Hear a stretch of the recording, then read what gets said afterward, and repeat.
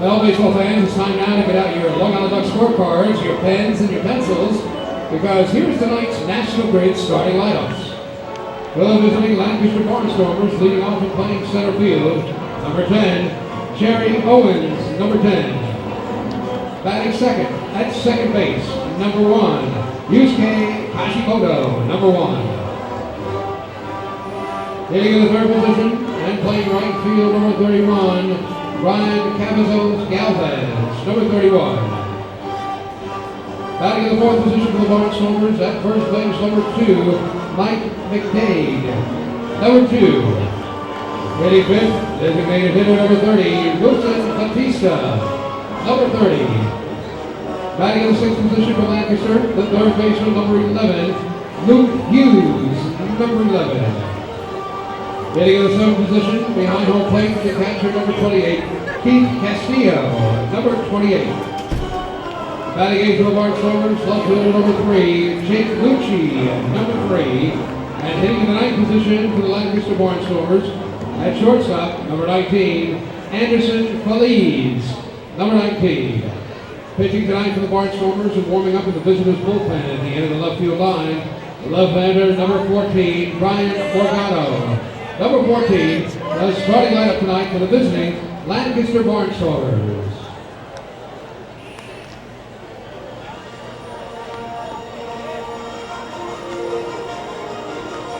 And now on this Monday night, here's the starting lineup for your 2015 Long Island Ducks. Leading off for Long Island, the right fielder, number 44, Brian Sabatella, number 44. Batting second and playing center field, number 5, Delta Cleary Jr., number 5. Hitting third, designated hitter, number 20, Lou Ford, number 20. Batting in the cleanup position, the first baseman, number 33, John Griffin, number 33. Hitting in the fifth position, at third base, number 2, Cody Puckett, number 2. Batting sixth, catcher, number 26, Jose Morales, number 26. Hitting in the seventh position, the second baseman, number 11, Luigi Corona, number 11. Batting in the eighth position, left fielder, number 27, Prentice Redmond, number 27. And hitting in the ninth position for your Long Island Ducks, the shortstop, number 12, Dan Lyons, number 12. Pitching tonight for your Long Island Ducks and warming up in the Ducks bullpen at the end of the right field line, right-hander, number 6, Mickey Janis, number 6. The manager of your Long Island Ducks is Kevin Baez, pitching coach Marty Jansen, the hitting coach Randy Ruiz, and the bench coach is Lou Ford. And that's tonight's National Grid starting lineups. National Grid is here with you. National Grid is here for you. This is Long Island Ducks baseball. Justin Davies at the plate, the winning run at third. Crowd going nuts. Swung on, bouncing ball left side, off the mitt, up third baseman Brad Strauss. Here comes Willie Rodriguez. Justin Davies has done it again. The Ducks are one quack away from the championship. Jason Johnson makes the catch. He makes the catch, and the Long Island Ducks have swept the Camden River Sharks. They are the 2004 Atlantic League champions. Line bucks up the third baseline. Esquivel charging in. They're not going to have a play, and the Ducks are the champions of the Atlantic League here in 2012. Going back is Adam Bailey. He settles under it. He makes the catch. Adam Bailey makes the catch. And for a second straight year, the Atlantic League trophy will reside on Long Island. The Ducks are the Atlantic League champions. And now it's time for the Long Island Ducks North Shore LIJ Southside Hospital pregame show. Live from Bethpage Ballpark in Central Islip, New York, it's time once again for Long Island Ducks baseball. And tonight the Long Island Ducks take on the Lancaster Barnstormers in the opener of a 4-game series and the opener of a 7-game homestand that will close out the season's first half. Well, hello again, everyone. This is Chris King, and thanks so much for tuning into Ducks Baseball tonight around the world at liducks.com and, of course, at youtube.com/DucksBaseball. Ducks coming off A very difficult road trip down in Texas where they dropped 5 of 6 to the Sugar Land Skeeters and find themselves now with just a week to go in the season's first half, still in second place in the Liberty Division, 4.5 games back of the first place Somerset Patriots. Somerset in Camden tonight to start a 4-game series. Ducks back home to begin a 4-game series here against the Barnstormers, a field now where they've won 13 straight games, a franchise record that they hope to add to tonight and throughout the week as they make this late push to try to claim the Liberty Division title in the first half and guarantee themselves a playoff spot.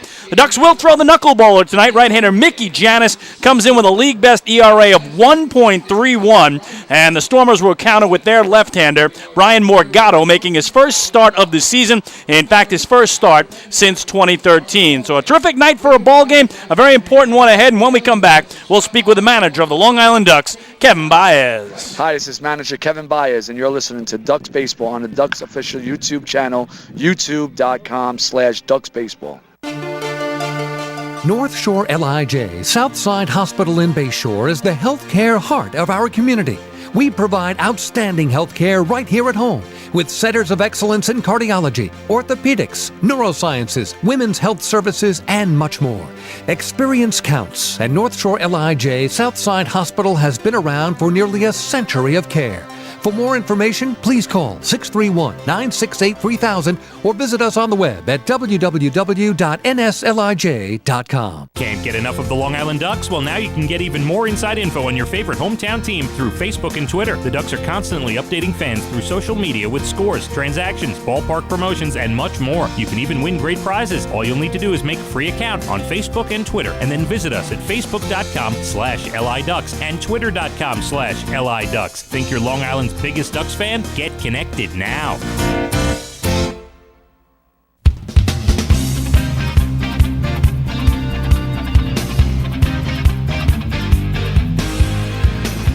Chris King back at Bethpage Ballpark. Just a beautiful evening for baseball, and the first of 4 tonight between the Long Island Ducks and the Lancaster Barnstormers. Well, last week when the Ducks departed for Sugar Land, Texas, they had been red hot. They'd won 10 straight games. They were 20-1 to open the month of June, but they got cooled off by the Skeeters, who stopped their 10-game winning streak in the first game. The Ducks took game 2, but Sugar Land won the next 4 straight games and took 5 of 6 from Long Island down in Texas. The Ducks really were frustrated because 5 of those games were decided by 1 run, the first 5, and then the final loss yesterday was decided by just 2 runs. So 5 of the 6 contests decided by 1 run, and a 2-run loss to end it yesterday sent the Ducks home on a 4-game losing streak. Again, Long Island has won 13 straight, though, here at the Duck Pond, and they hope to build on that tonight. I spoke with the manager, Kevin Baez, about the frustrating trip down south. Here's Baez. Very frustrating. You feel like you're in every game, and that's what our pitching does. Our pitching keeps us in the game.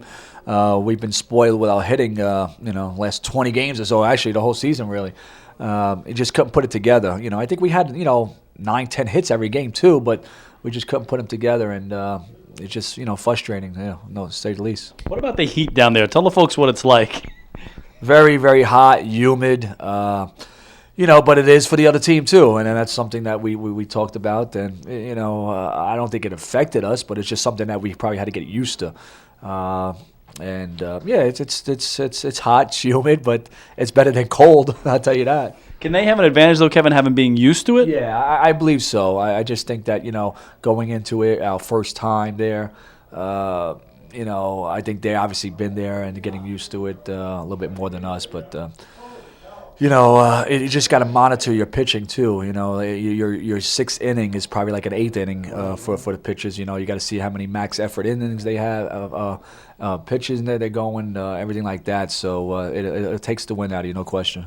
Well, give the folks a little bit of an idea of what travel day is like when you're coming home from Sugar Land, Texas, and how early it begins. Well, it started with a 3:30 wake-up call. Then we had a 4 a.m. bus departure at the hotel and went to the Hobby Houston Airport. Flew into Newark. A bus met us there at 11:30.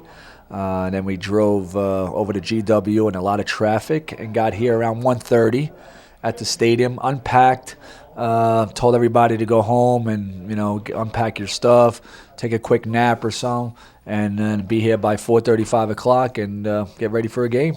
Do you think most guys are able to get a nap in after a day like that? You try, even if you're just relaxing, closing your eyes for 20 minutes to an hour. Most guys, I think, slept on the plane. I know I did, a little bit on the bus. It is what it is. You try to make the best of it, and they're young, so they can do it as opposed to older guys. So that's why you try to take care of the older guys when we have travel days like this with some of our older veterans. Well, it's going to be a big week, Kevin. Obviously, how is it to get home where you've won 13 straight games to finish out the half? It's great. I mean, we love playing here in front of our crowd, and we feel confident playing at home. And, just hopefully we can keep doing what we did previous. Well, now 4.5 out behind Somerset in the final week. Will you be watching the out-of-town scoreboard at all in Camden tonight? Yeah, I mean, obviously they put it up in the game here.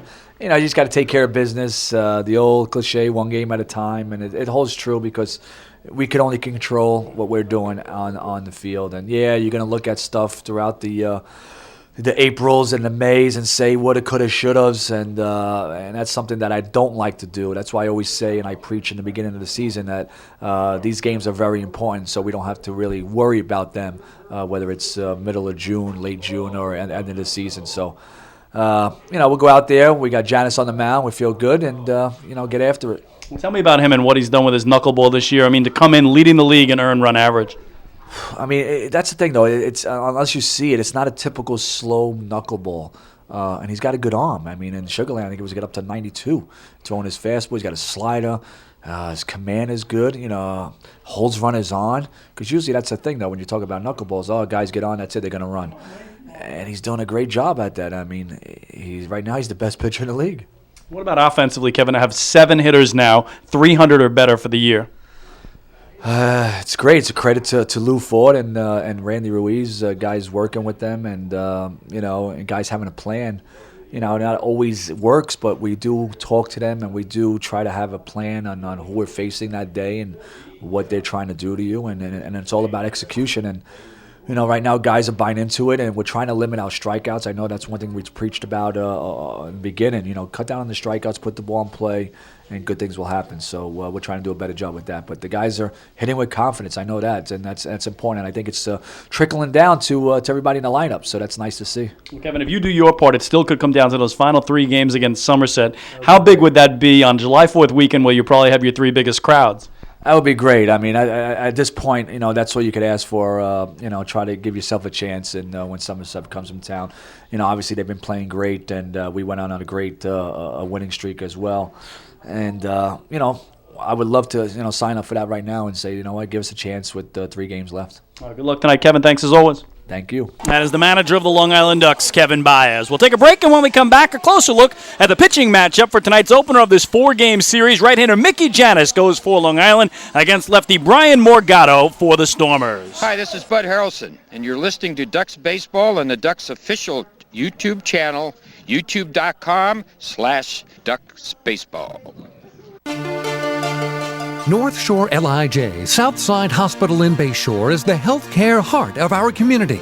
We provide outstanding healthcare right here at home with centers of excellence in cardiology, orthopedics, neurosciences, women's health services, and much more. Experience counts, and North Shore LIJ Southside Hospital has been around for nearly a century of care. For more information, please call 631-968-3000 or visit us on the web at www.nslij.com. Few places on earth offer the charm and excitement of Fire Island. At Fire Island Ferries, located conveniently at 99 Maple Avenue in Bayshore, they offer convenient travel to Fire Island 7 days a week. Fire Island is quickly becoming a top destination for families of all ages. Experience the informal, carefree communities, the dazzling night scene, enjoy fine dining, or climb to the top of one of the tallest lighthouses in the United States. But there's only one way to get there, by calling Fire Island Ferries at 631-665-3600 today. For fare and scheduling information, please visit fireislandferries.com. Hey fans, this is pitching coach Marty Jansen, and you're listening to Ducks Baseball on Ducks official YouTube channel, youtube.com/DucksBaseball. North Shore LIJ Southside Hospital in Bayshore is the healthcare heart of our community. We provide outstanding health care right here at home with centers of excellence in cardiology, orthopedics, neurosciences, women's health services, and much more. Experience counts, and North Shore LIJ Southside Hospital has been around for nearly a century of care. For more information, please call 631-968-3000 or visit us on the web at www.nslij.com. Family fun every time. Beautiful evening for baseball. Big action every time. He reaches up, it's gone! Great value every time. And the Ducks have won it 7-1. The Ducks schedule is loaded with new promotions this season, and with an average ticket price of just $10 and free parking, there is no better value on Long Island. For game times and tickets, visit liducks.com. Long Island Ducks baseball. Good times every time.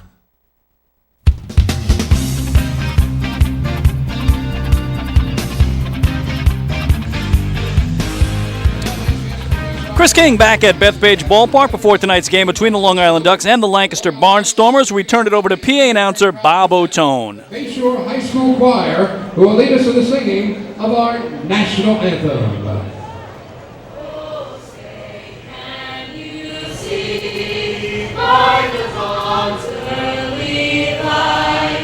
What so proudly we hailed at the twilight's last gleaming, whose broad stripes and bright stars through the perilous fight o'er the ramparts we watched were so gallantly streaming, and the rockets' red glare, the bombs bursting in air, gave proof through the night that our flag was still there.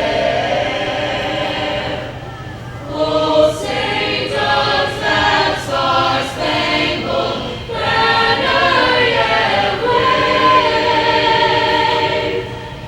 o'er the land of the free, of the free, and the home of the brave. Now, terrific job by the Bayshore High School Choir with our national anthem. The Dream Team's on the field, the youngsters next to their heroes. The Long Island Ducks are from the North Patchogue Medford Youth Athletic Club and the Connecticut Youth Association. Color guard over at first is Cub Scout Pack 600, and the color guard at third, the Suffolk County Council Boy Scouts of America. Your starting lineups first for the visiting Lancaster Barnstormers, as managed by Butch Hobson. Again, the defending Atlantic League champions, but they have had a very rough first half. In fact, they are out of playoff contention already in the Freedom Division. They're 26-37, right now third in the division, but 10.5 games back of the first place Southern Maryland Blue Crabs. Jerry Owens will lead it off in center field. Yusuke Kajimoto plays second and bats second. Brian Cavazos Galvez will be in right field hitting third, and Mike McDade hits cleanup at first base. Wilson Batista will DH and swing fifth. Luke Hughes at third base bats sixth. The former Duck Keith Castillo will catch and hit seventh. Jake Lucci is the left fielder batting eighth, and Anderson Felice is the shortstop and nine hitter. On the hill for the Stormers tonight is the left-hander Brian Morgado, making his first start of the season. As a reliever, he's got an 0-2 record and a 3.91 earned run average. For Kevin Baez, Long Island Ducks, they're 40-22. Still second in the Liberty Division, though. 4.5 games back of the first place Somerset Patriots, who open a 4-game set tonight at Camden. Brian Sabatella leads it off in right field. Delta Cleary Jr., the two-man in center. Lou Ford, the league's leading hitter, will DH and bat third. And John Griffin bumps up to the cleanup spot tonight playing first base. Cody Puckett at third base hits fifth. Jose Morales swings sixth as catcher. Rigi Corona at second base hits seventh. In the 8-hole, it's Prentice Redmond, the left fielder. And batting ninth and playing shortstop is Dan Lyons. Right now on the hill, going through his warm-ups, the 27-year-old right-hander from Sparks, Nevada, 6-foot-tall, 190-pound Mickey Janis, who comes in with a 5-2 record. Those 5 wins are tied for fourth most of any pitcher in the Atlantic League, but he's got the best ERA of any pitcher in the league. 1.31 is Mickey Janis's earned run average as he takes the bump here tonight. Again, opener of a 4-game series between these two teams on a beautiful night for baseball, and we are just about set to go as righty Mickey Janis lets Jerry Owens, the left-swinging center fielder, climb in and get ready to begin this contest. Sunshine, blue skies, lots of big, puffy clouds beyond the outfield walls, and just a slight breeze pushing across from right towards left. Again, a very nice day across Long Island.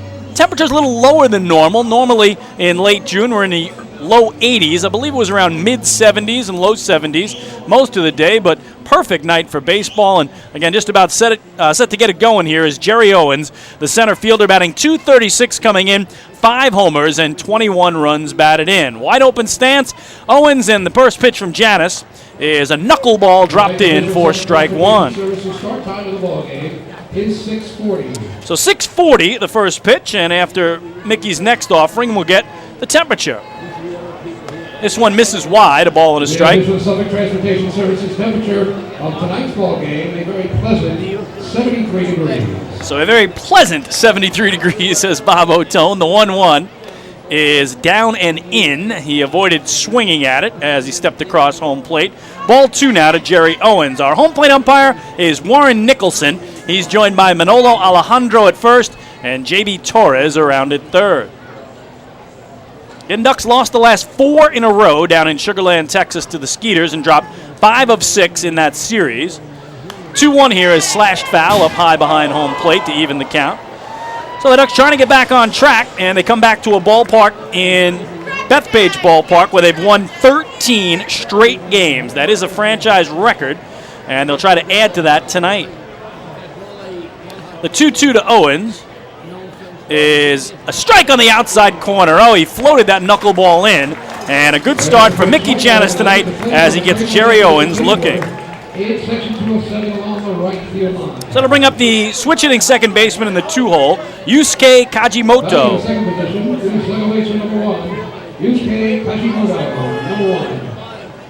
Again, one of 5 switch hitters in the lineup tonight is Kajimoto, who will all, I believe, bat left-handed against the righty knuckleballer Mickey Janis. Janis gets an inside strike. Again, some hitters think that they can have a better advantage hitting the opposite of what you normally would against a pitcher who happens to be a knuckleballer. So we'll see if any of the Stormers decide to go righty-righty against this knuckleball. As here, Kajimoto got all kinds of tied up inside and swung through it for strike 2. He's batting just .216 on the year, 2 homers, 16 runs batted in. Janis waits for him to get set here in an 0-2 hole. Full windup for Mickey. And now a bouncing ball to first. John Griffin will take it himself to the bag. Beats Kajimoto there for the second out. Well, behind Mickey Janis tonight, it is John Griffin at first base, Rigi Corona at second, Dan Lyons the shortstop, and Cody Puckett at third. Prentice Redmond's in left, Delta Cleary Jr. in center, Ryan Sabatella in right field, and Jose Morales does the catching. So 2 up, 2 down. And here is the right-swinging right fielder, the 3-hitter, Brian Cavazos Galvez. Maybe the longest name in the Atlantic League. Again, a hyphenated last name, but Cavazos Galvez is in, and he takes a called strike 1. On the season, he's hitting .243, 7 home runs, second on the Stormers, and he leads Lancaster with 35 runs batted in. 0-1 here is popped up, foul territory, first base side. John Griffin racing over, as did Mickey Janis, and both came up empty just in front of the Ducks dugout. It was Janis who was on the dead run there and really had to slow himself down into the railing that protects the Ducks in the dugout. So let's make sure Mickey's okay here. You don't want probably the league's best pitcher, as Kevin Baez called him in the pregame interview tonight, getting hurt, chasing a foul pop-up here in the very first inning. But Janis very slowly making his way back to the hill. Just been a remarkable season for Mickey with that earned run average again of 1.31. He has not allowed more than 1 earned run against in his last 12 straight games. 7 of those starts, 5 of those relief appearances. 0-2 here is hit slowly toward third, cut off by the third baseman, Cody Puckett, who guns across in time to get him. And 1-2-3 go the Skeeters. Middle of the first inning, check that, the Barnstormers. Middle of the first inning tonight at Bethpage Ballpark in Central Islip, New York. It's the Lancaster Barnstormers, nothing, and the Long Island Ducks coming to bat. Hey fans, this is outfielder and hitting coach Lou Ford. and you're listening to Ducks Baseball on the Ducks official YouTube channel, youtube.com/DucksBaseball. Beautify your patio, walkway, driveway, or pool surround with Nicoloc paving stones and walls. Nicoloc's specially formulated paver shield offers extra surface wear protection and color enhancement throughout the thickness of the paver. Paver shield guarantees that your pavers will look great for years to come. Bring home the elegance with Nicoloc. Visit the Nicoloc Design Center, Sunrise Highway, Lindenhurst, or Nicoloc.com. Let Nicoloc pavers pave your way. Enjoy the ultimate VIP fan experience at Bethpage Ballpark this season by taking in a Ducks game from the brand new Trout Town Fan Can. Presented by Roscoe Beer Company, the Fan Can is available for rental at all Ducks home games. It features 12 Dream Seat theater-style padded seats, beverage holders, an air-conditioned atmosphere, and an incredible view of the game. Packages are now available with food and beverage included. To reserve your Fan Can outing today, call the Ducks Group Sales Department at 631-940-3825. The Trout Town Fan Can at Bethpage Ballpark. Your VIP experience has arrived.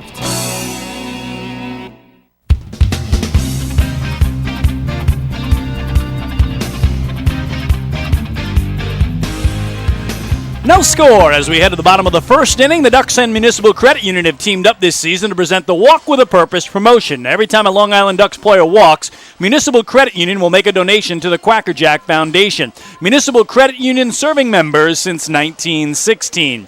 Well, defensively tonight for the Barnstormers, Mike McDade is at first base, Yusuke Kajimoto at second, Anderson Felice the shortstop, and Luke Hughes at third. Jake Lucci's in left, Jerry Owens in center, Brian Cavazos Galvez in right, and doing the catching is the former Long Island Duck, Keith Castillo.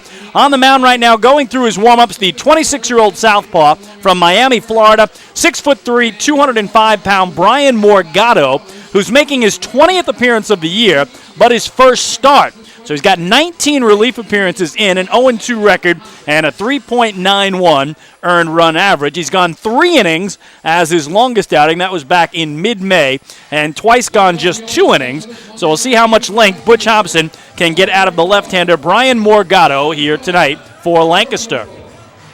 Starting it off for Long Island is the right-swinging right fielder Brian Sabatella in at .302, the 7th best average in the Atlantic League, 1 homer, and 28 runs batted in. So Morgado against Sabatella to the home first in a scoreless game.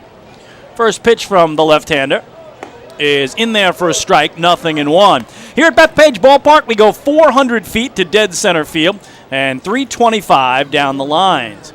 The mound and the home plate area are still in the shadows, the rest of the field bathed in sunlight. Here Sabatella sees one inside, and it's 1 ball and 1 strike to Brian.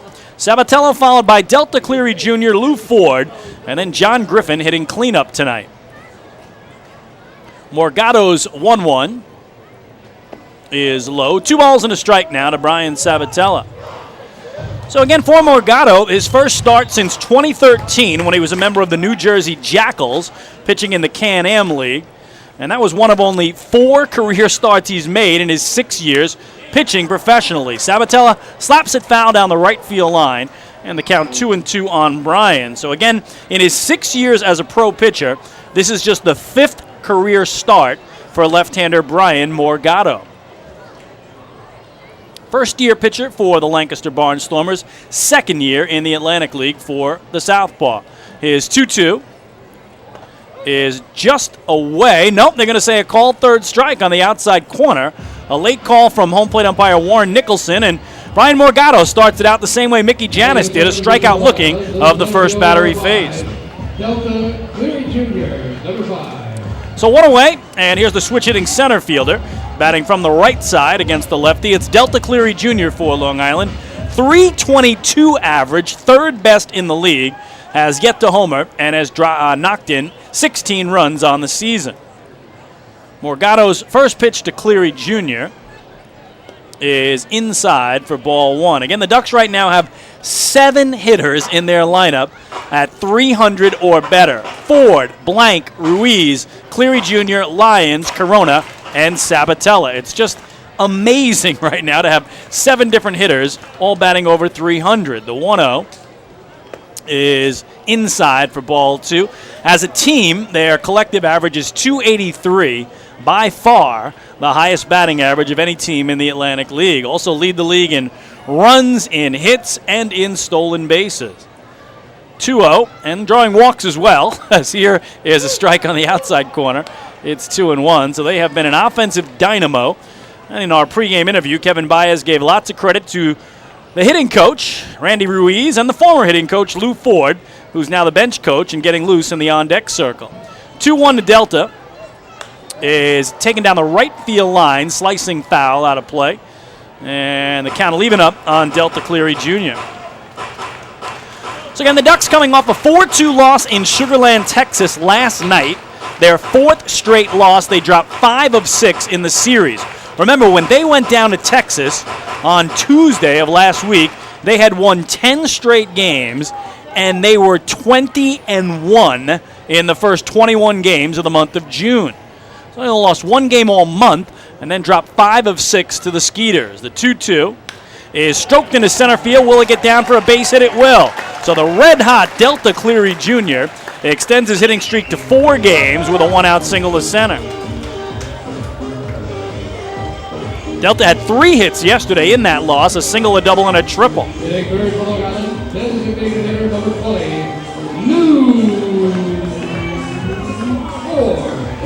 So 1 on, 1 out, and here's the DH and 3-man from the right side, Lou Ford, the league's leading hitter at .349 coming in. 6 homers and a league best 49 runs batted in. The lefty Morgado stares right at Delta Cleary Jr. at first, right at the cutout, and then Ford takes low for ball 1. Lou comes in hot as well, a 7-game hitting streak. He's had 4 straight multi-hit games, and he's reached base in 21 straight contests. That's the current longest streak in the league. Swings through this pitch by Morgado, and the count even at 1 ball and 1 strike. So again, the Ducks losers of 4 straight overall, but here at home they've won 13 straight games, and that is a new franchise record, breaking the mark set back in July of 2006 of a dozen straight wins. That streak is intact. Cleary Jr. takes off. They got him picked off the throw down. Off the glove, though, of the second baseman, Kajimoto, and into left field. And now Delta Cleary will pop up and go to third. So Morgado fired to first, but Mike McDade, the first baseman's throw, went off the glove of his second baseman, Yusuke Kajimoto, and into left field. So that'll be a stolen base for Delta Cleary Jr., his 13th of the year. For the Ducks, their league-leading 67th swipe. And then on the E3, the error on the first baseman, Mike McDade, Delta Cleary goes all the way to third base. So now a fly ball by Lou Ford could get him home. Stormers bring the infield in tight all the way around with a runner at third now and 1 away. 1-1 to Ford. Is on the ground to third. Hughes will look the runner back, throw to first. Cleary's going to try to score, and he slides and he's safe. What a play by Delta Cleary Jr. And the Ducks have an early 1-0 lead here in the home first. So despite the fact the infield was in and it was a ground ball to third, the minute Luke Hughes, the third baseman, threw to first, Delta Cleary Jr. took off, and Mike McCade's throw from first to home, not in time to get him, and the Ducks have the 1-0 lead. Unbelievable. Delta Cleary Jr., the single, he steals second base to third on the error by Mike McDade, and then scores on the ground out. 5-3, it'll bring up John Griffin, the 2-out hitter for Long Island now with nobody on, and he fouls it back. So Lou Ford will pick up his league-leading 50th run batted in of the season on the RBI ground out, despite the infield being drawn in. What a job by Delta, who continues to do it in all aspects of the game. Griffin again hitting cleanup and swings through this one. It's 0-2 on John, who's a .249 hitter. Team best 9 home runs. That is tied for the league lead, and 42 runs batted in. Randy Ruiz, a little bit of a tight hamstring, perhaps from the long trip home from Sugar Land, Texas, and he'll sit this one out at least to start. Kevin Baez did not rule out using him in a pinch hitting role later in this game. Count quickly 0-2 on John Griffin. And he swings through this one, so Morgado fans him on 3 pitches, and that will retire the side after they do throw down to first to get the put out. But the Ducks do pick up a run on a hit. There was an error, and nobody left. 1 complete tonight at the Duck Pond. Long Island over Lancaster, 1-0.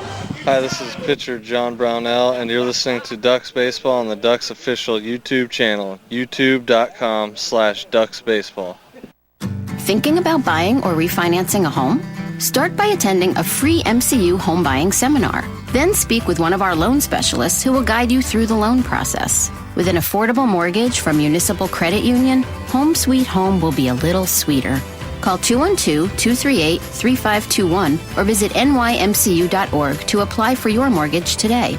Municipal Credit Union. Strong, trusted, growing. Municipal Credit Union is an equal housing opportunity lender.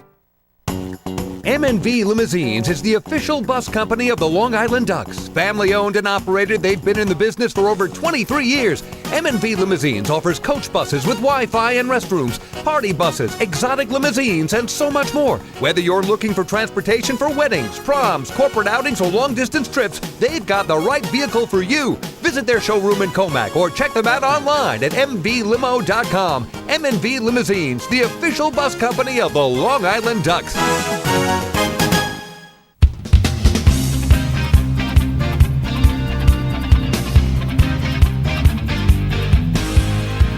Well, we go to inning number 2. The Long Island Ducks with a 1-0 lead, and the Ducks Health Report is brought to you by Island Shore Physical Therapy, the official therapist of the Long Island Ducks. As I mentioned, the only injury to talk about, a little bit of a tight hamstring for Randy Ruiz, normally the cleanup hitter and DH, so he will sit this out at least at the start and could appear later if needed in a pinch-hitting role, but everybody else is healthy for Long Island. So the Ducks do take that 1-0 lead to the visitors' second, and Mickey Janis, who retired the side in order in the first, will start with their cleanup man, the switch-hitting first baseman. He'll stand in left-handed. It's Mike McDade.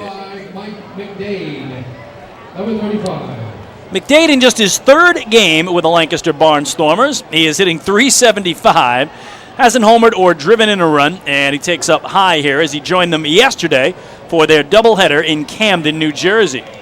Missing inside, it goes all the way through to the backstop, is Mickey Janis, and the count 2-0. Barnstormers split a doubleheader in Camden yesterday, dropping the opener 5-4, and that was their 5th straight loss, and then snapping the 5-game losing streak with a 4-3 win in the nightcap. Another pitch here off the glove of Jose Morales.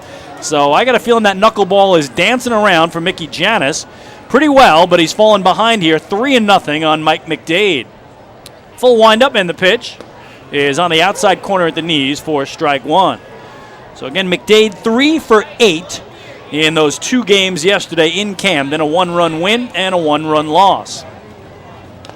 3-1 is foul back behind home plate, and Mickey Janis doing a nice job of getting it back to full here on Mike McDade. No score, top of the second. Just a beautiful evening for baseball, and the Ducks starting a 7-game homestand that will close out the season's first half.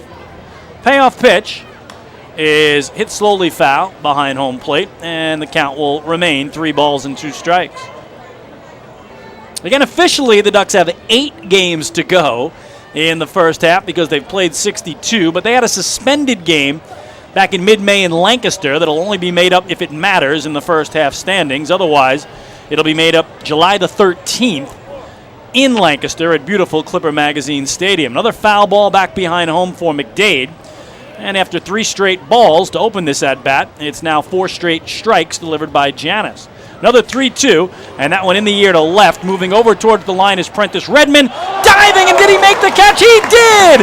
Oh, an incredible diving backhand grab toward the line by Prentice Redmond to take an extra base hit away from Mike McDade. So the first asterisk on the score sheet for a web gem comes in the glove of Prentice Redmond out in left field. What a catch. So 4 up, 4 down for Mickey Janis.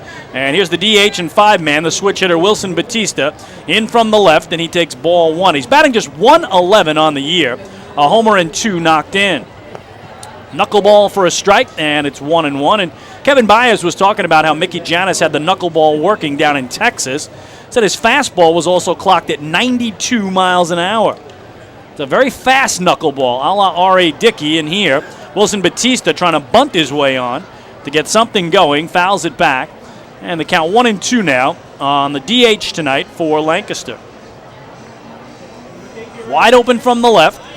Janis delivers. Swing and a miss. He struck him out. So Mickey's got his second K. Retired the first 5 men to open the game. And it'll bring up the third baseman from the right side, the 6th man, Luke Hughes.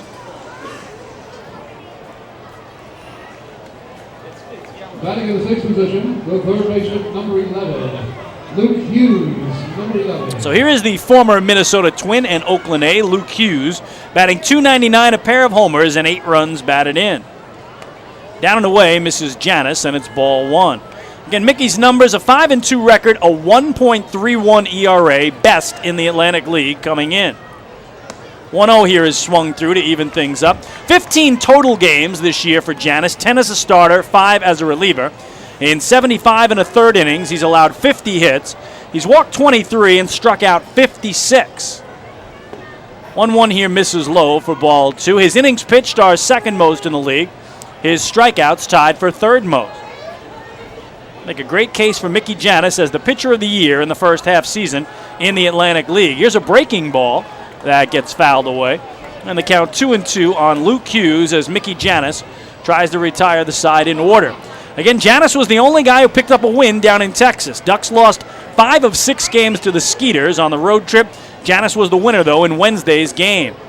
Here, he got a called third strike on the outside corner. And Mickey Janis strikes out back-to-back batters to end it. He has 3 Ks in the game, and the side retired in order. We go to the bottom of the second tonight at the Duck Pond. Long Island has a 1-0 lead over Lancaster. Hi, this is shortstop Dan Lyons. You can follow me on Twitter at @TheDannyLyons, and you're listening to Ducks Baseball on the Ducks official YouTube channel, youtube.com/DucksBaseball. The results are in. Thousands of PSEG Long Island customers participated in our energy efficiency programs, saving nearly $35 million. Being energy efficient helps our environment too. Together, we've eliminated 21,000 cars worth of emissions in 2014. Thank you, Long Island. We're all making a difference. Discover how we're improving every day to bring you better service at www.pseglyny.com/efficiency. Have your birthday at the ballpark this season and celebrate with the flock. Kona Ice birthday party packages with the Long Island Ducks are now available. Each package includes 10 box seats, a commemorative birthday t-shirt and autographed baseball, a pizza and Kona Ice party in the Hebrew National Picnic area, and so much more. Best of all, the birthday child will stand on the dugout while the entire crowd sings happy birthday. Reserve your party today by calling the group sales department at 631-940-3825. Kona Ice birthday parties with the Long Island Ducks, a once-in-a-lifetime experience. Hey fans, this is pitcher Matt Soren, and you're listening to Ducks Baseball on the Ducks official YouTube channel, youtube.com/DucksBaseball. Beautify your patio, walkway, driveway, or pool surround with Nicoloc paving stones and walls. Nicoloc's specially formulated paver shield offers extra surface wear protection and color enhancement throughout the thickness of the paver. Paver shield guarantees that your pavers will look great for years to come. Bring home the elegance with Nicoloc. Visit the Nicoloc Design Center, Sunrise Highway, Lindenhurst, or Nicoloc.com. Let Nicoloc pavers pave your way.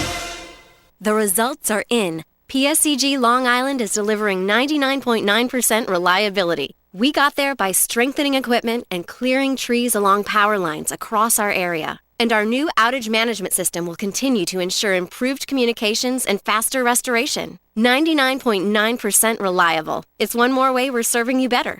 Discover how we're improving every day to bring you better service at www.pseglyny.com/reliability.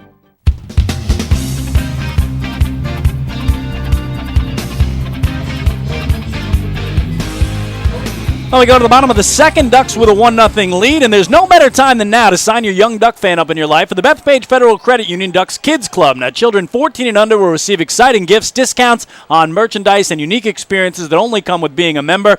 Sign up today by visiting liducks.com or calling 631-940-3825.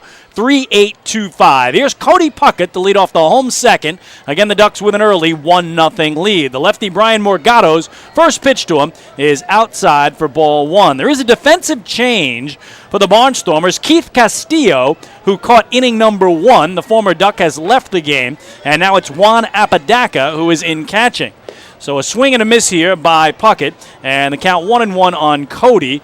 And Castillo was scheduled to hit next in the top of the second, but he was not out on deck. Juan Apodaca was, and indeed Castillo does not take the field to start the bottom of the second. Cody Puckett here puts it in the air to left, playable for Jake Lucci, who makes the grab for the first out. So again, we are trying to get your word as to why Keith Castillo has left this game after just one inning of defense and has now been replaced by Juan Apodaca behind the dish. So one away, and here's the catcher and six-man, switch hitting Jose Morales, who will bat right-handed here against the lefty Brian Morgado. Morales in at .254, a homer, and 14 runs batted in. He, like many Ducks, had a rough time down in Sugar Land, Texas, as the Ducks dropped 5 of 6 to the Skeeters, and he takes a strike. He was red hot going down there, had a 7-game hitting streak, but then in the 4 games he played, he went just 1 for 12. So Morales trying to get back on track here at home, where Long Island again has won 13 straight games coming in. 0-1 is slashed foul out of play down the right field line for strike 2. And boy, the Ducks had one heck of a travel day today. It's not like they had a day to get home. They played a 5 o'clock local time game last night to close out that 6-game series. Were doubled up by the Skeeters 4-2. Back to the hotel for a couple of hours of sleep. Kevin Baez said his alarm was set for 3:30 a.m. this morning. The 0-2 to Morales is up high for ball one. Had a 4 o'clock bus that leaves the hotel, gets him to the airport in Houston for a 7 o'clock flight. Houston to Newark. Land in Newark at 11. Get on the bus there to come to the ballpark and get back here at about 1:15. And Kevin told the guys, just go home, take naps, stay here, whatever you want to do, be ready to go at 5 o'clock. And they hit, some of them did, in the indoor cage. 1-2 here is a called third strike on the outside corner. Third strikeout for Morgado, and there's 2 gone. So again, for all these Ducks, the alarm went off around 3:30 a.m. this morning for that tough travel home and then play here tonight. And Barnstormers didn't have it easy. Again, they had that doubleheader yesterday in Camden, decided to go home to Lancaster, which is about 100 miles away after the game, and then had a 5-hour bus ride through some New York City traffic to get here today.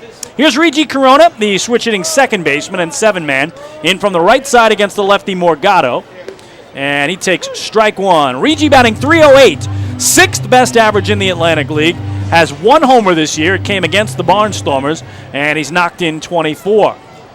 So Brian Morgado trying to make quick work of the Ducks here in the last of the second. 2 away, nobody on. The 0-1 is bounced to the hole and through the left side and into left field. So Regi Corona with a 2-out single, and now hits in 9 of his last 10 games. Back to the eighth position, the Long Island Ducks outfield number 27, Prentice Redmond. Regi had an 8-game hitting streak come to an end yesterday down in Texas, so right back on track here tonight. And boy, something about the Barnstormers is sit very well with Regi Corona. He came in hitting .462 in the season series against Lancaster. Here's Prentice Redmond, the 2-out hitter. Corona has 8 steals on the year. He's been caught twice. He's at the cutout as Morgado checks him out and then misses up and away to Prentice Redmond with ball 1. Prentice batting .233, a pair of homers, and 16 runs batted in. Again, Delta Cleary Jr. stole a base in the first inning, despite the fact that Morgado threw to first. Mike McDade's throw down to second went off the glove of Kajimoto and into left. Here a hard slider for a strike, and it's 1-1 now on Prentice Redmond. Ducks again 67 stolen bases to lead the league, and they've been caught 16 times. Trying to add to a 1-0 lead here with Corona, the 2-out runner at first.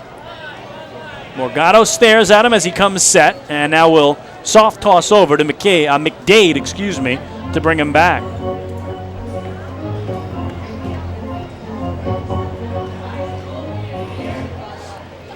1-0 Long Island in the home second. And the stare down here as Morgado deals, and it's hit on the ground to third. Glove there by Hughes, going to have to hurry across, and he just did get it there. Dug out nicely by McDade, and that'll retire the side. For Long Island, no runs, a hit, and a man left. 2 in the books tonight in CI. The Ducks won, the Barnstormers nothing. Hey fans, this is pitcher Patrick Kreider, and you're listening to Ducks Baseball on the Ducks official YouTube channel, youtube.com/DucksBaseball. James Simmons is going back. He is looking up, and on the Park Night, that one is gone and reaches a kennel in Central Islip. That was another home run for the Ducks. And Duck fans, what's more fun than a home run that helps the Ducks win a game? How about a homer that helps the community win? Chappie's Funeral Home and the Long Island Ducks have once again teamed up for the Chappie's Home Run Challenge. If the Ducks hit 100 homers this season, Chappie's Funeral Home will donate $5,000 to the Quackerjack Foundation. So every time a Ducks hitter goes deep this season, watch for the Chappie's Challenge home run count on the scoreboard. And if we reach 100, we're all a winner. Chappie's Funeral Home, where caring for others is a family tradition. Can't get enough of the Long Island Ducks? Well, now you can get even more inside info on your favorite hometown team through Facebook and Twitter. The Ducks are constantly updating fans through social media with scores, transactions, ballpark promotions, and much more. You can even win great prizes. All you'll need to do is make a free account on Facebook and Twitter, and then visit us at facebook.com/LIDucks and twitter.com/LIDucks. Think you're Long Island's biggest Ducks fan? Get connected now.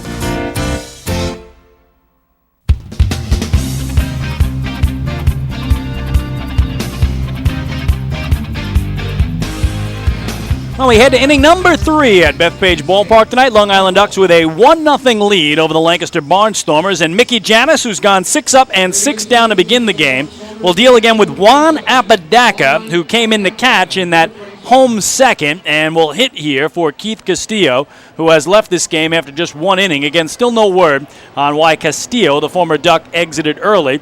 So it is Apodaca in. And on the season, he's hitting .232, a homer, and 6 runs batted in. Mickey Janis goes right after him, and it's strike 1 to Apodaca.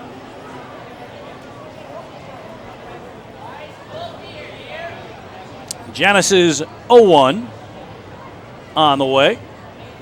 And that into the glove of the shortstop, Dan Lyons. Little soft line drive for the first out.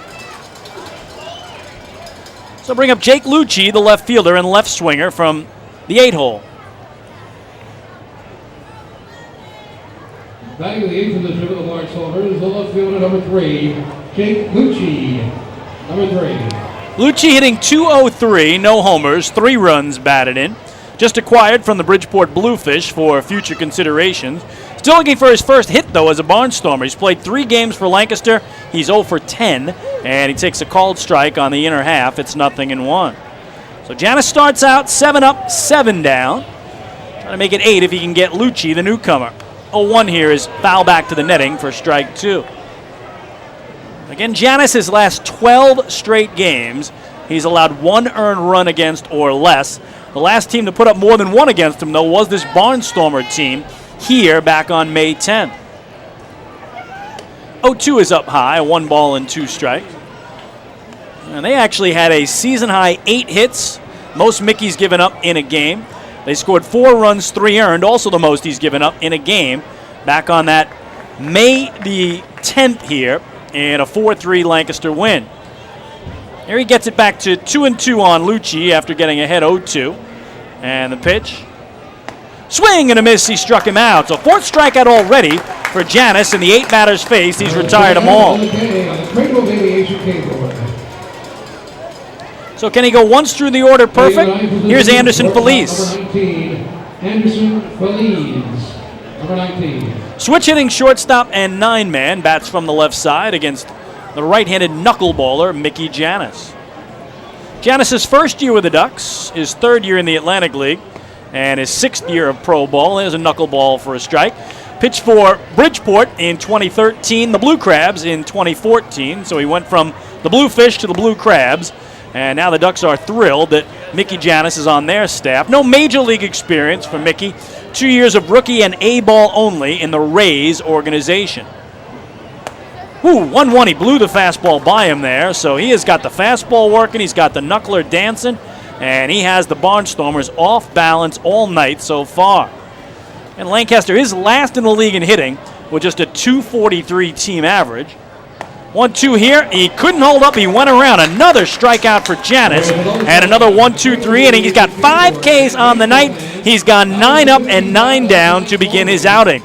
We go to the bottom of the third. Ducks have a 1-0 lead on the island. Hey fans, this is outfielder Brian Sabatella, and you're listening to Ducks Baseball on the Ducks official YouTube channel, youtube.com/DucksBaseball. Spring into a new Honda at Huntington Honda and pay $59 a month for a new 2015 Honda Civic LX sedan. $59. So spring into Huntington Honda on Jericho Turnpike just east of Route 110 or HuntingtonHondaCars.com. Huntington Honda, discover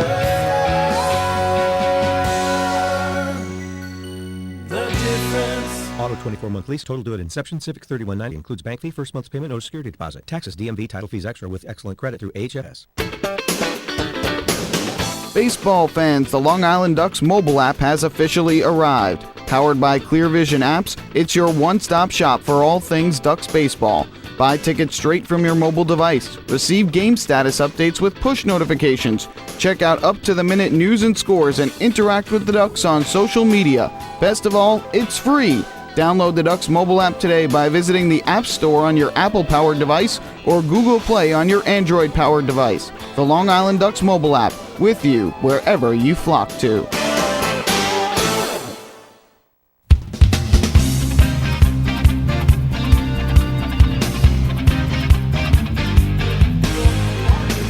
Well, hey, Duck fans, the final out in the top of the third inning was the 15th out of tonight's ball game. Now, did you know that a 15-minute call to Geico could save you 15% or more on your car insurance?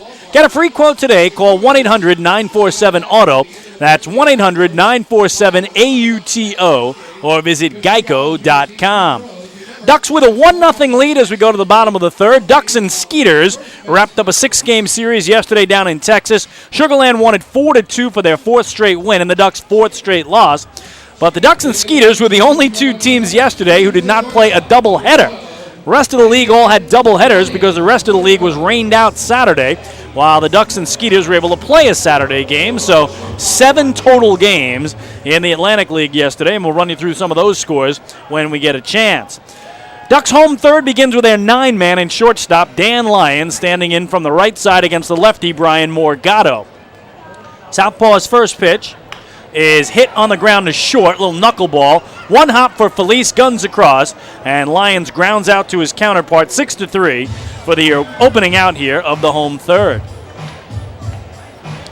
We told you about these Barnstormers. They were in Camden where they split a doubleheader.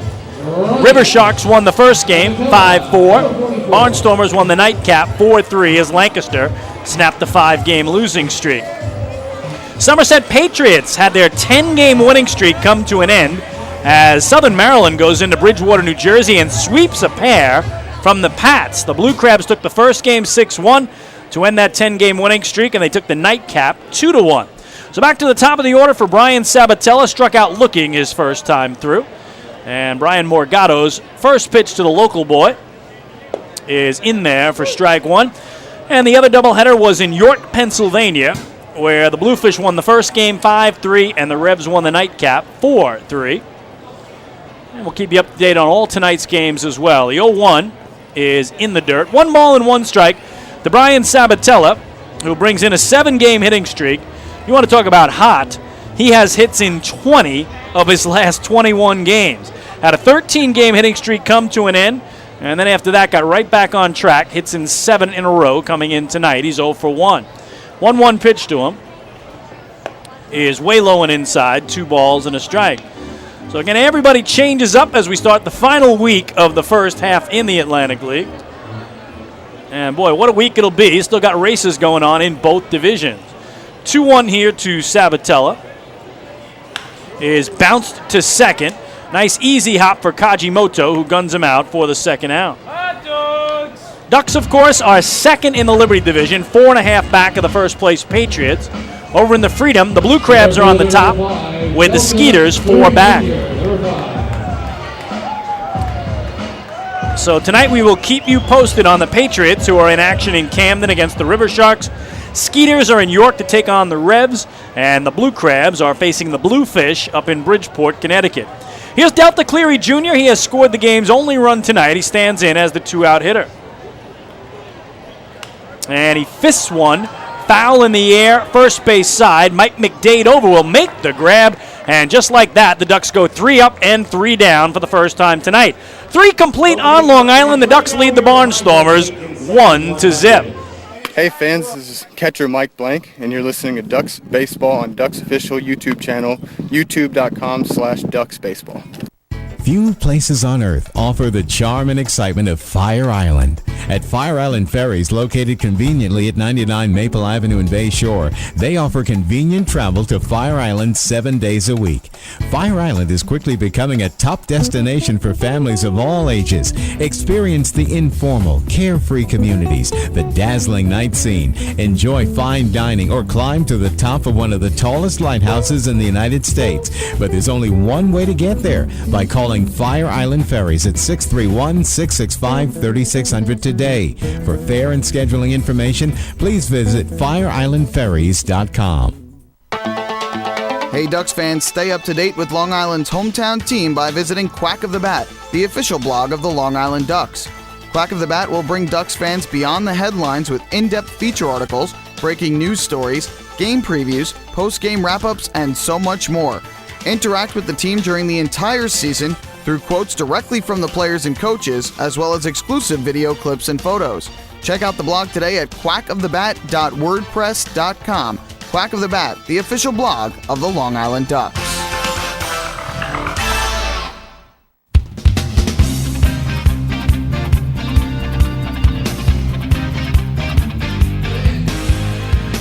Now the Ducks lead it 1-0 as we go to inning number 4. That means 3 innings in the books tonight. Long Island with a run on 2 hits and no errors. The Lancaster Barnstormers, no runs, no hits, and 1 error. This is Chris King. I thank you so much for tuning into Ducks Baseball tonight around the world at liducks.com or youtube.com/ducksbaseball and making us a part of your Monday evening entertainment. Well, Mickey Janis has been very entertaining so far for Long Island. 9 up, 9 down to begin the game, and that means he's back at the top of the order here for the visitors' 4th. With a 1-0 lead, he'll go against Jerry Owens, who he struck out looking to begin the game, and now he gets a swinging strike on Owens, and the count 0-1. 4th inning always means 4th inning trivia, so we'll give you the question here at the top of the inning and the answer in the bottom of the frame. Going to be a very recent trivia question, as here another swing and a miss, and it's 0-2. Again, the Ducks come in winners of 13 straight home games. That is a franchise record. We told you the 12-game home winning streak was back in July of 2006, but they have been so dominant at home of late. 0-2 here is a foul ball out of play down the left field line. We're just going to ask you, who was the last team to beat the Ducks here at home? When was the last home loss? Not so much the date, if you can give me that, great, but what was or who was the last team to beat the Ducks at home? It has been so long since they've lost a home game. 0-2 is way up high here for ball 1. So tell me, what team was the last team to beat the Ducks at home? That, again, obviously with the next game, the Ducks began a 13-game home winning streak, which is still intact tonight. Swing and a miss, he struck him out. Mickey Janis already with 7 strikeouts here as he opens the 4th with another K of Jerry Owens. His season high is 9 strikeouts here, June 2nd against the York Revolution. So 10 in a row retired by Janis to begin the game. And here's Yusuke Kajimoto, who grounded out to John Griffin at first back in the opening inning. And Mickey misses up and away. Newsday had a real nice feature on Mickey Janis this weekend. Hope you had a chance to read it. And again, his journey to the knuckleball when, again, his career in affiliated ball kind of stalled, and he needed a way to keep himself in the game. The 1-0 is on the outside corner for a strike. He talked about admiring the way R.A. Dickey threw the knuckleball. It wasn't the traditional slow knuckleball. It had some bite, some zip on it. The 1-1. And that's down and in. But he said it was a much different transition for him from being a normal, if you will, pitcher to being a knuckleball pitcher. He said it's a world different playing knuckleball catch with someone. And, you know, I've seen a lot of players fool around with it and say, oh, yeah, look, I can make it move, I can do this. But he said actually pitching with it was such a difficult transition, as here he misses away, ball 3. It took him a long time before he had the confidence to say, I'm going to be a knuckleball pitcher now. This is going to be my pitch. This is what's going to keep me in baseball. 3-1 here to Kajimoto is right down the middle for strike 2, and the count now full. And he said it's not even a batter-to-batter thing. It's a pitch-to-pitch thing. Sometimes it feels great on one pitch, and it's just not there on the next. So it really is a battle all night long to control that knuckleball and have it work effectively as Mickey has. Here he gets a call, third strike on the outside corner. 8 strikeouts already for Janis, who has retired the first 11 men in the game. This is unbelievable. He's got 8 strikeouts, 2 ground outs, and a soft line out for the first 11 outs. So the only thing he hasn't done is strike out the side. He's got a chance to do that if he can get Brian Cavazos Galvez here, who grounded out the third back in the opening inning. It's ball 1 to Cavazos Galvez. So Mickey Janis just working so quickly with nobody on base, as he always does, and boy, a knuckleball just drops out right there, and swinging over the top of it was Cavazos Galvez, 1 ball and 1 strike. As soon as that batter is ready, Mickey is firing it in again. And a foul tip here. You can just see the frustration on the part of the Barnstormers right now. So Janis a quick grab of some dirt, and right back to the middle of the rubber for the right-hander at 1-2. Swing and a miss off the glove of Morales. He'll have to throw to first to get the putout. It's 9 strikeouts in 4 innings for Mickey Janis, who has retired the first 12 Barnstormers to begin the game. We go to the bottom of the 4th. Ducks have a 1-0 lead. Hey fans, this is Jose Morales, and you're listening to Ducks Baseball on the Ducks official YouTube channel, youtube.com/DuckBaseball. Hey, Ducks fans, the official hotel of the Long Island Ducks is the Upsky Long Island Hotel in Hauppauge. It's centrally located on the north shore of Long Island and offers a home away from home for both business and leisure guests. The Upsky Long Island Hotel features an indoor pool, 24-hour business center, a fitness center, and complimentary Wi-Fi in all guest rooms. Enjoy the contemporary American cuisine at the Fountain Grill restaurant or grab a quick bite to eat at Cafe Pronto. Best of all, it's only minutes from Bethpage Ballpark. The Upsky Long Island Hotel, the official hotel of the Long Island Ducks. Call 231-1100 today. That's 631-231-1100. Family fun every time. Beautiful evening for baseball. Big action every time. He reaches up. It's gone! Great value every time. And the Ducks have won it 7-1. The Ducks schedule is loaded with new promotions this season, and with an average ticket price of just $10 and free parking, there is no better value on Long Island. For game times and tickets, visit liducks.com. Long Island Ducks Baseball. Good times every time.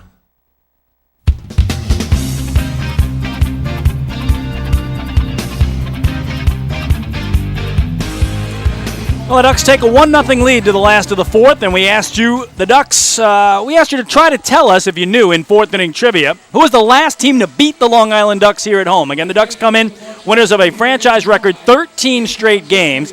You have to go all the way back to May 31st. That's right, here we are on June 29th, but on May 31st, the York Revolution beat the Ducks 4-3 in 15 innings.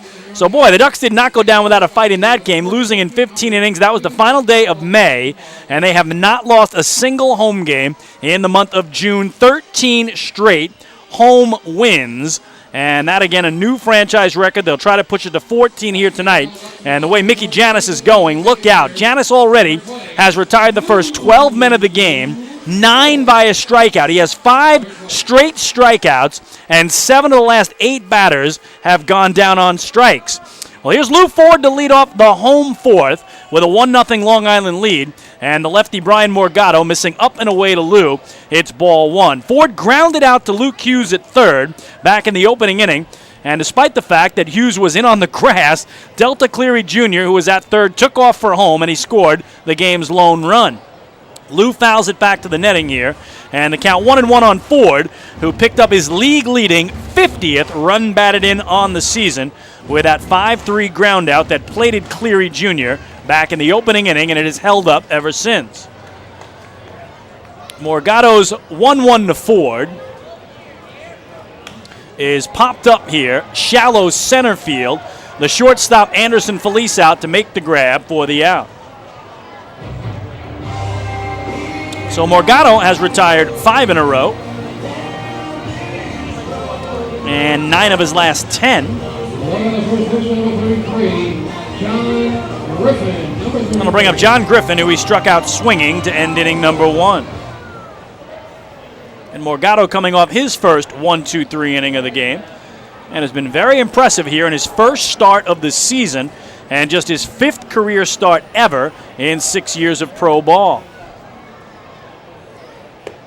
Gets another swinging strike on Griffin, who does do that quite a bit. John Griffin now has struck out 72 times on the year, 3rd most of any player in the Atlantic League. But again, he also has 9 home runs, tied for the league lead there, and 2nd in RBIs with 42. Morgado's 0-1 to him. Just misses away, 1 ball and 1 strike. No major league experience for Brian Morgado. 5 years pro prior to this season. Rookie in A-ball in the Phillies organization for 3 years. And then independent ball after that. Again, almost all of it, though, as a reliever. 1-1 here is low and away. He has been very efficient tonight. It's ball 2.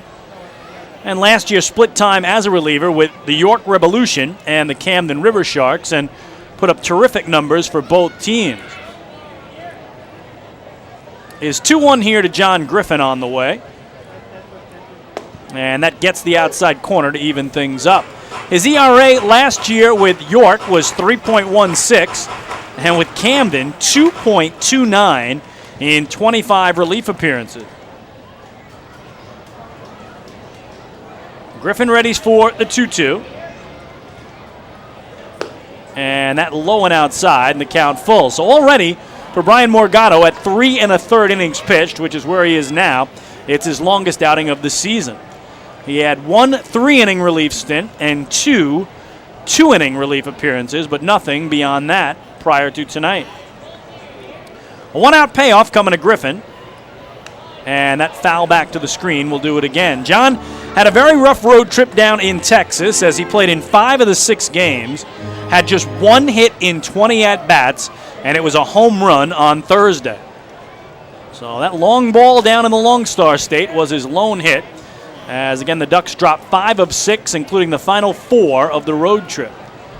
5 one-run games and a 2-run loss.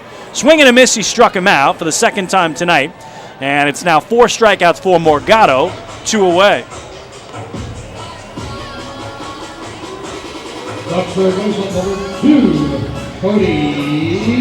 So we got us a good old-fashioned pitcher's duel here between the lefty Brian Morgado for Lancaster and the righty Mickey Janis for Long Island.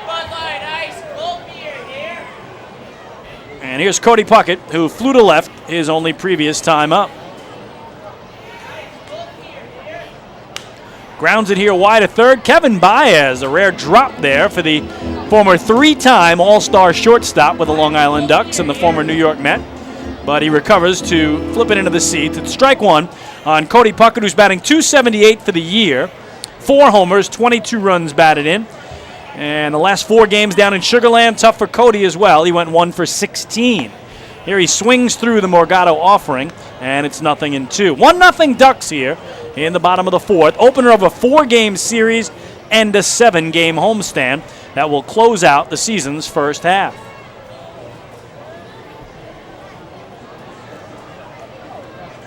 Morgado stares into Apodaca and is 0-2. Line down the left field line, but foul out of play. And the Ducks will close out the half in style as we are approaching a holiday weekend. Ducks will have fireworks Thursday, fireworks Friday, and fireworks on 4th of July Saturday. So 3 consecutive pyrotechnico firework extravaganzas Thursday, Friday, and Saturday this coming week. Another 0-2 here to Puckett, and that way up and away for ball 1. So what a way the Ducks hope to close out the first half, some fireworks on the field, and try to catch the Somerset Patriots, who are still atop the Liberty Division, and they will be here Friday, Saturday, and Sunday to end the first half. Again, the division winners in each division clinch a playoff spot, and then we wipe the records clean to start the second half. The 1-2, swing and a miss, he struck him out. So 5 Ks for Morgado. He has back-to-back 1-2-3 innings, and it sends us to the 5th in a 1-0 game that favors Long Island. Hey fans, this is Sergio Perez, and you're listening to Ducks Baseball on the Ducks official YouTube channel, youtube.com/Ducks Baseball. Beautify your patio, walkway, driveway, or pool surround with Nicolak paving stones and walls. Nicolak's specially formulated paver shield offers extra surface wear protection and color enhancement throughout the thickness of the paver. Paver shield guarantees that your pavers will look great for years to come. Bring home the elegance with Nicolak. Visit the Nicolak Design Center, Sunrise Highway, Lindenhurst, or Nicolak.com. Let Nicolak Pavers pave your way. Enjoy the ultimate VIP fan experience at Bethpage Ballpark this season by taking in a Ducks game from the brand new Trout Town Fan Can. Presented by Roscoe Beer Company, the Fan Can is available for rental at all Ducks home games. It features 12 Dream Seat theater-style padded seats, beverage holders, an air-conditioned atmosphere, and an incredible view of the game. Packages are now available with food and beverage included. To reserve your Fan Can outing today, call the Ducks Group Sales Department at 631-940-3825. The Trout Town Fan Can at Bethpage Ballpark. Your VIP experience has arrived.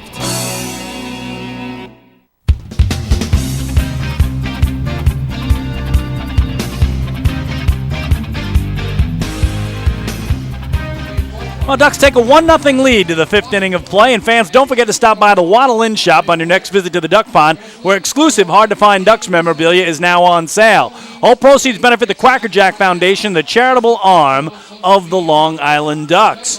Well, Mickey Janis has got it working tonight. The knuckleballer has retired the first 12 men to begin this game. 9 of those 12 outs are via strikeouts.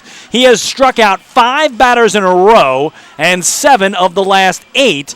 And trying to take a look here, in this game, he has just 2 hitters who he's not struck out in the game, and one of them is Mike McDade, who will lead off here at the top of the 5th with Long Island leading Lancaster 1-0.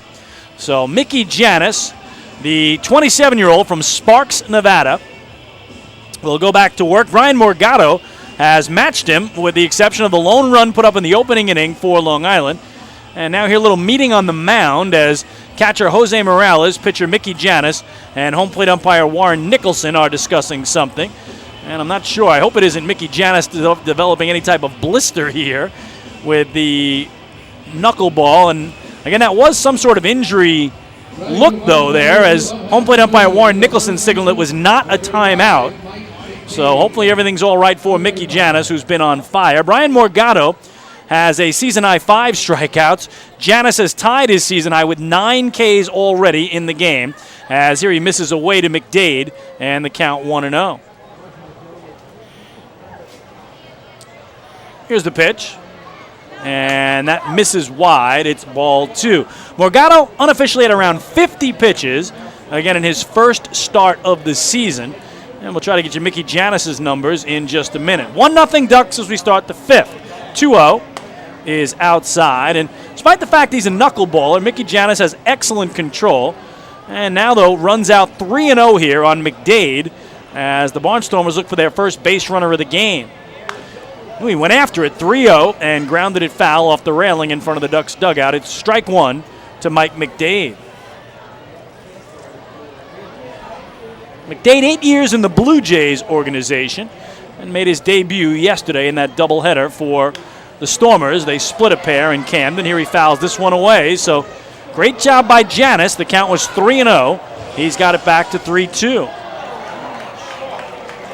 Mickey right around 55 pitches as he works here in the 5th. And his payoff is stroked into center field for a base hit. So there it is, the first hit of the game, first base runner of the game for the Barnstormers is a clean single to center from Mike McDade, who now has hits in all 3 games as a Stormer. Designated hitter, number 30, Wilson Bautista, number 30. So Mickey Janis, who earlier this season took a no-hitter into the 8th inning, was 4 outs away before coming up short. Takes it here into the 5th before McDade strokes it to center. Tying run aboard now for Wilson Batista. Shows bunt, drops it down, fielded by Janis, only played at first. And the sacrifice bunt 1-3 to put McDade at second with 1 away. The tying run now in scoring position.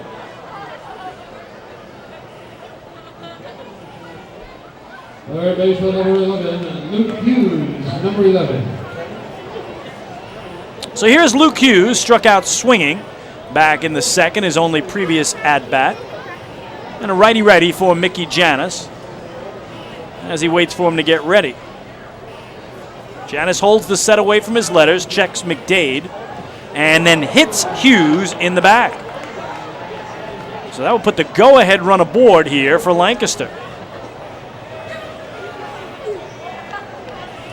Catcher number 27, Juan Apodaca, number 27. So here's Juan Apodaca, again, who came in to replace Keith Castillo after Keith caught the 1st inning. And Butch Hobson told us that Keith is done for the game, but didn't tell us why. So Apodaca lined out softly to the shortstop Dan Lyons to open the 3rd inning. Still just 1 out here. The Barnstormers threatening down a run with 1st and 2nd. Janis checks 2nd, and then a pop foul out of play behind the plate for strike 1. Apodaca in his 2nd year with the Barnstormers reached as high as AAA in his affiliated career in the Dodgers, Red Sox, and Cubs organization.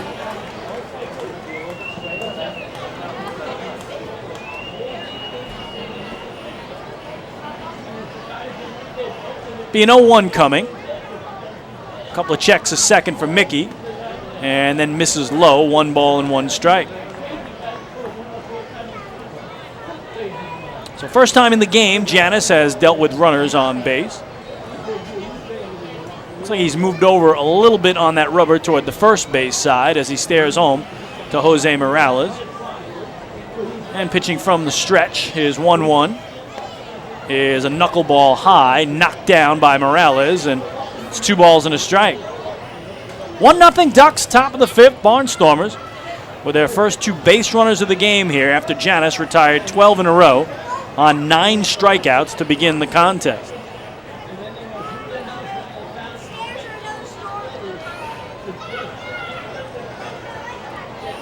Two-1 pitch to follow. And that bounced to the right side. Regi Corona will go to short for 1, and that's all they'll get. And a good pick there by Dan Lyons to get it out of the way of the runner, Luke Hughes. So the fielder's choice is 4-6. Hughes forced out at 2nd. McDade to 3rd as the tying run. And with 2 out and 2 on, it'll bring up Jake Lucci, who struck out swinging back in the 3rd.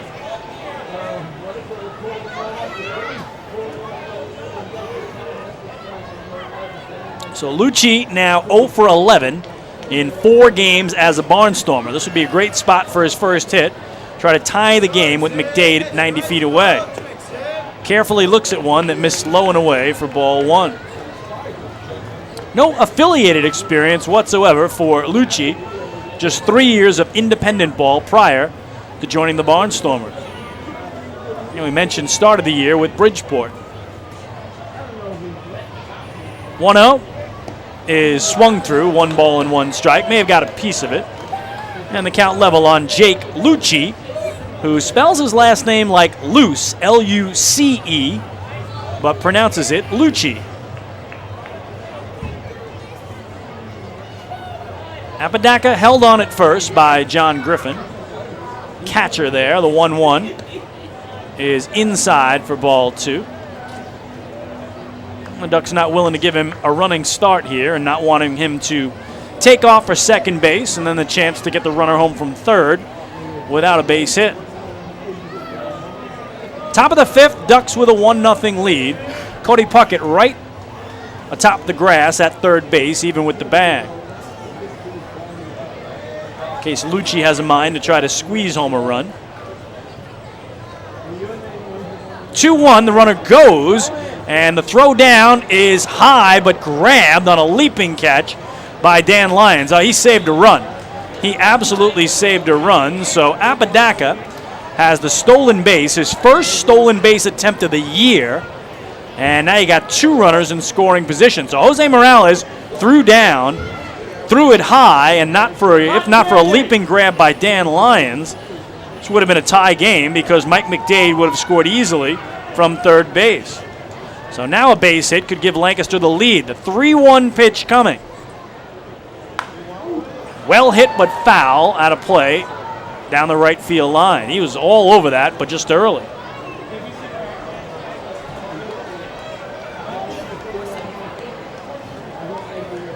So first time tonight, Mickey Janis has had any kind of trouble at all in this game.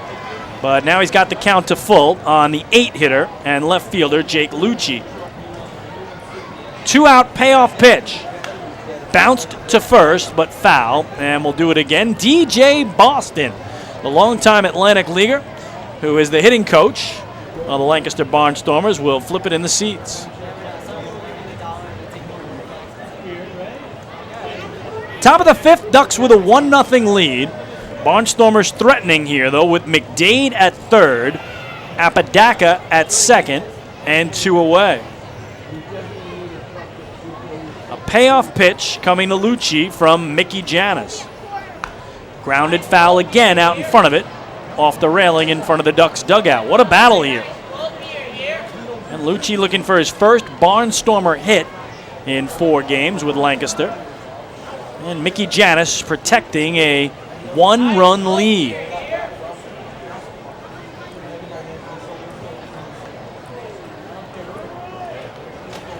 Everybody's reset.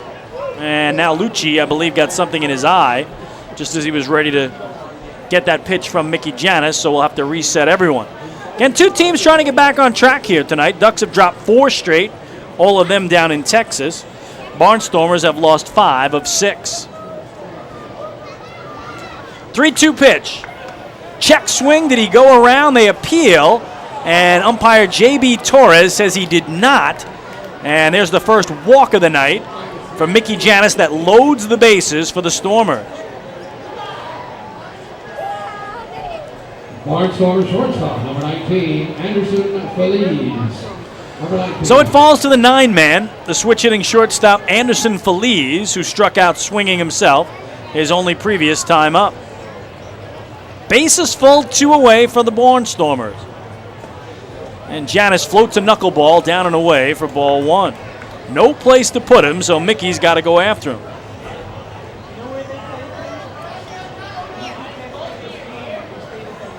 Feliz with that open stance from the left side. Janis comes set. And the 1-0 is low and in, ball 2. So I have a feeling Anderson Feliz is going to see a strike before he swings that bat. Although he had a huge game yesterday in Camden, in game 1 of their doubleheader, he had a homer and 4 runs batted in. That was the loss. 2-0. Low and away, 3-0. Feliz actually with 2 homers in his last 4 games. Didn't hit any homers in his first 20 games this year. So you know he's going to be taken here at 3-0. Ball 4 would tie the game.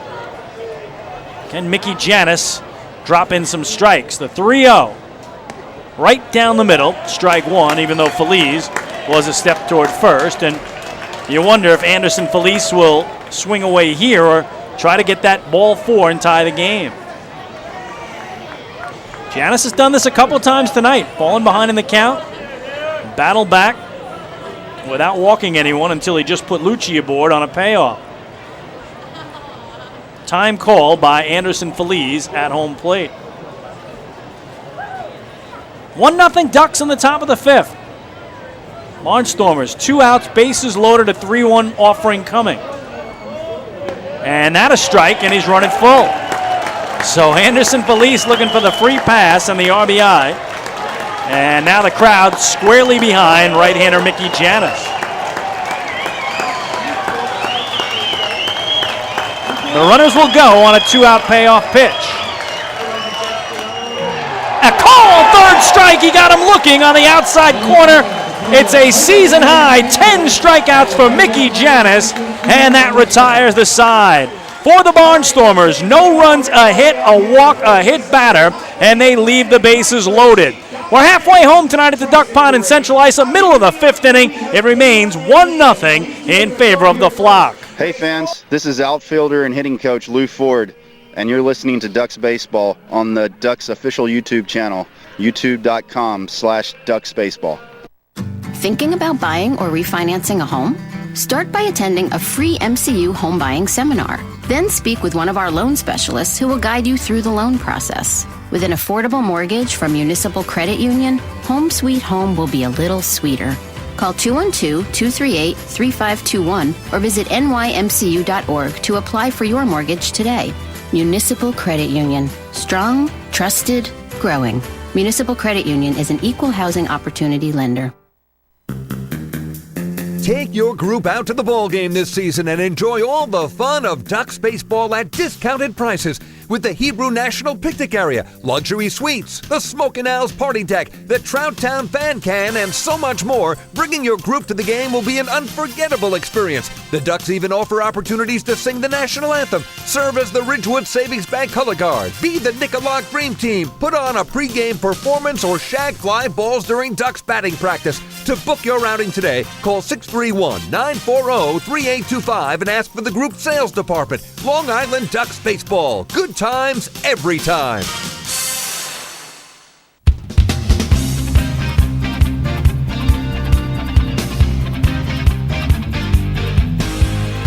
Well, what a job by right-hander Mickey Janis to wiggle out of a bases-loaded jam in a 1-0 game.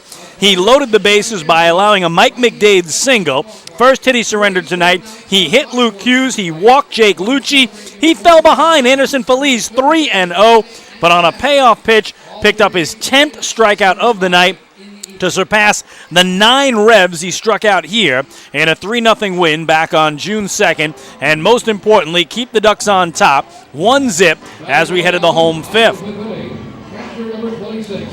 So, Brian Morgado, the left-hander, who's retired 7 Ducks in a row, and 11 of the last 12, goes back to work here against Jose Morales in a 1-0 game that favors Long Island. First pitch is popped up in the air. First baseman Mike McDade, slightly out into right field, will give it a one-handed squeeze. 1 pitch, 1 out for the lefty Morgado, and he has now sat down 8 straight Ducks.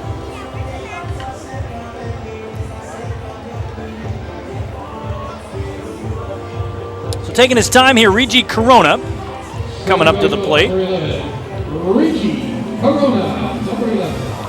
Regi came in batting .462 against Barnstormer pitching in the season series, and he's 1 for 1 tonight with a C&I single through the left side between short and third his first time up.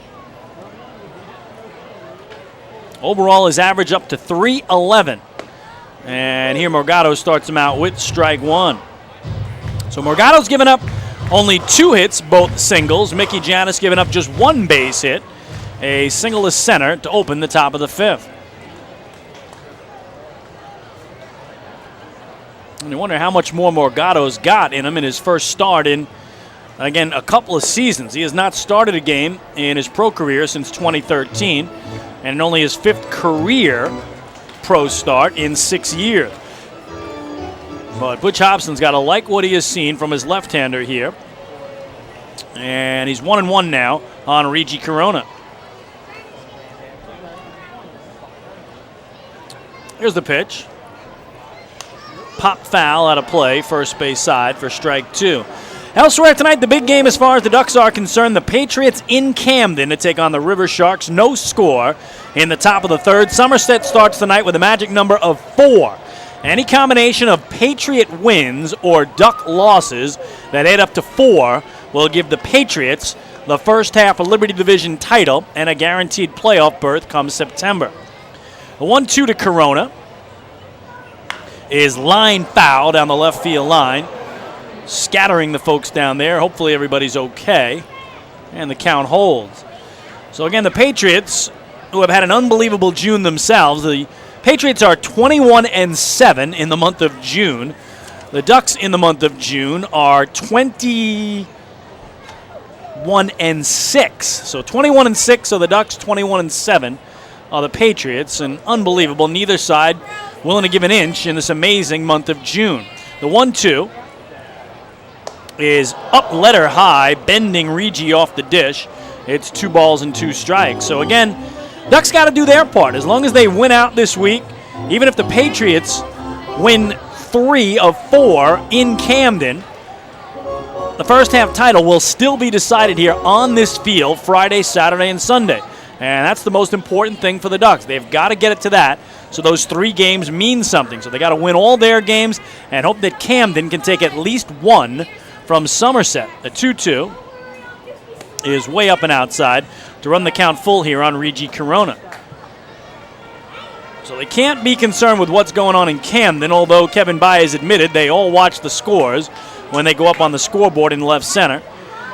And again, the Patriots, who had won 10 in a row going into yesterday, were swept at home in a doubleheader by the Blue Crabs in the battle of the first-place teams in their respective divisions.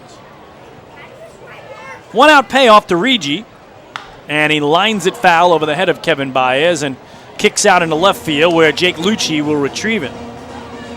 And we talk about what the Ducks have done in this month, the 21-6 record in June. The franchise record for most wins in any month is 22. Back in August of 2000, the first year of Ducks baseball, they went 22-8. And then in July of 2003, they went 22-5. So they got tonight and tomorrow to try to break the record for most wins ever in a calendar month. Payoff here, a foul tip held by Juan Apodaca, and it's strikeout number 6 tonight for Brian Morgado, 2 down. So Morgado and Janis, each with season-high totals in strikeouts already in a game that's at the midpoint. Shows you how hot these pitchers have been.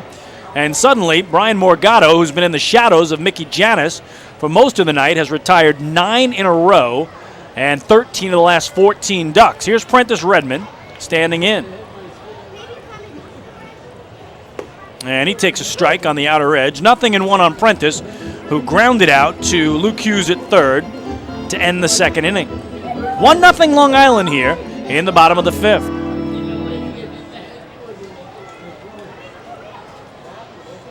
Oh, 1 is away. 1 ball and 1 strike. So again, a win tonight would tie the franchise record for most wins in a calendar month at 22. And then the Ducks tomorrow night on June the 30th, the last night of the month, would have a chance to have their first ever 23-win month in franchise history. The 1-1 is low and away. 2 balls and a strike now on Prentice Redmond. Southern Maryland winning 2-0 up in Bridgeport over the Bluefish as they play in the bottom of the 3rd. And no score, top of the 6th already in York, Pennsylvania between the Revs and the Skeeters. Here it's 1-0 Ducks in the home 5th. 2-1. Foul tipped off the mask of the catcher, Juan Apodaca. And it's 2-2 now on Prentice Redmond. So again, we'll keep you updated on all those out-of-town scores as we watch the 2 teams battle for the Freedom title. Blue Crabs, 4 games better than the Skeeters. And the Ducks and Patriots battle for the Liberty Division first half title, with Somerset atop the division, 4.5 games better than Long Island. And the Ducks really struggling, losing 5 of 6 down in Texas, and hurt their chances big time this week down south. 2-2 is popped up in a shallow right center field. The second baseman, Kajimoto, making the call and the catch. And for the 3rd straight inning, the Ducks go in order. We go to the 6th on Long Island. The Ducks still with a 1-0 lead over the Barnstormers. Hey fans, this is left-handed pitcher Carmine Giardina, and you're listening to Ducks Baseball on the Ducks official YouTube channel, youtube.com/DucksBaseball. The results are in. PSEG Long Island is delivering 99.9% reliability. We got there by strengthening equipment and clearing trees along power lines across our area. And our new outage management system will continue to ensure improved communications and faster restoration. 99.9% reliable. It's one more way we're serving you better.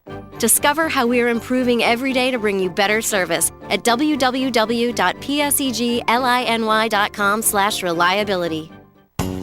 M&V Limousines is the official bus company of the Long Island Ducks. Family owned and operated, they've been in the business for over 23 years. M&V Limousines offers coach buses with Wi-Fi and restrooms, party buses, exotic limousines, and so much more. Whether you're looking for transportation for weddings, proms, corporate outings, or long-distance trips, they've got the right vehicle for you. Visit their showroom in Comac or check them out online at mvlimo.com. M&V Limousines, the official bus company of the Long Island Ducks.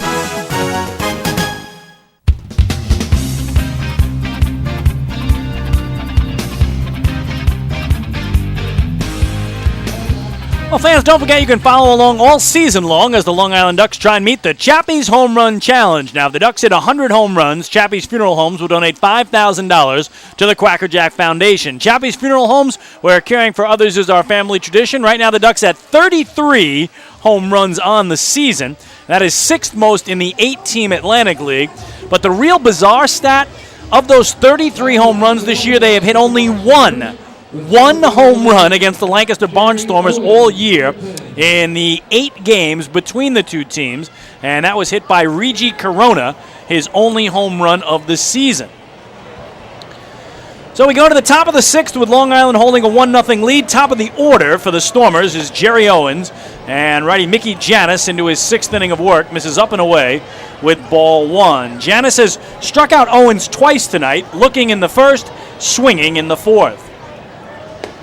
Gets a strike here, and I thought he did. It's missed wide, says home plate umpire Warren Nicholson, who really does not have a very good visible strike call. He kind of moves his right arm inside his body, which makes it very difficult for everybody to tell whether it's a ball or a strike. Or, of course, there he moves it out to the side like he should be doing to let everybody know that a pitch is a strike. And now it is Warren Nicholson who appears to be a little shaken up here behind home plate.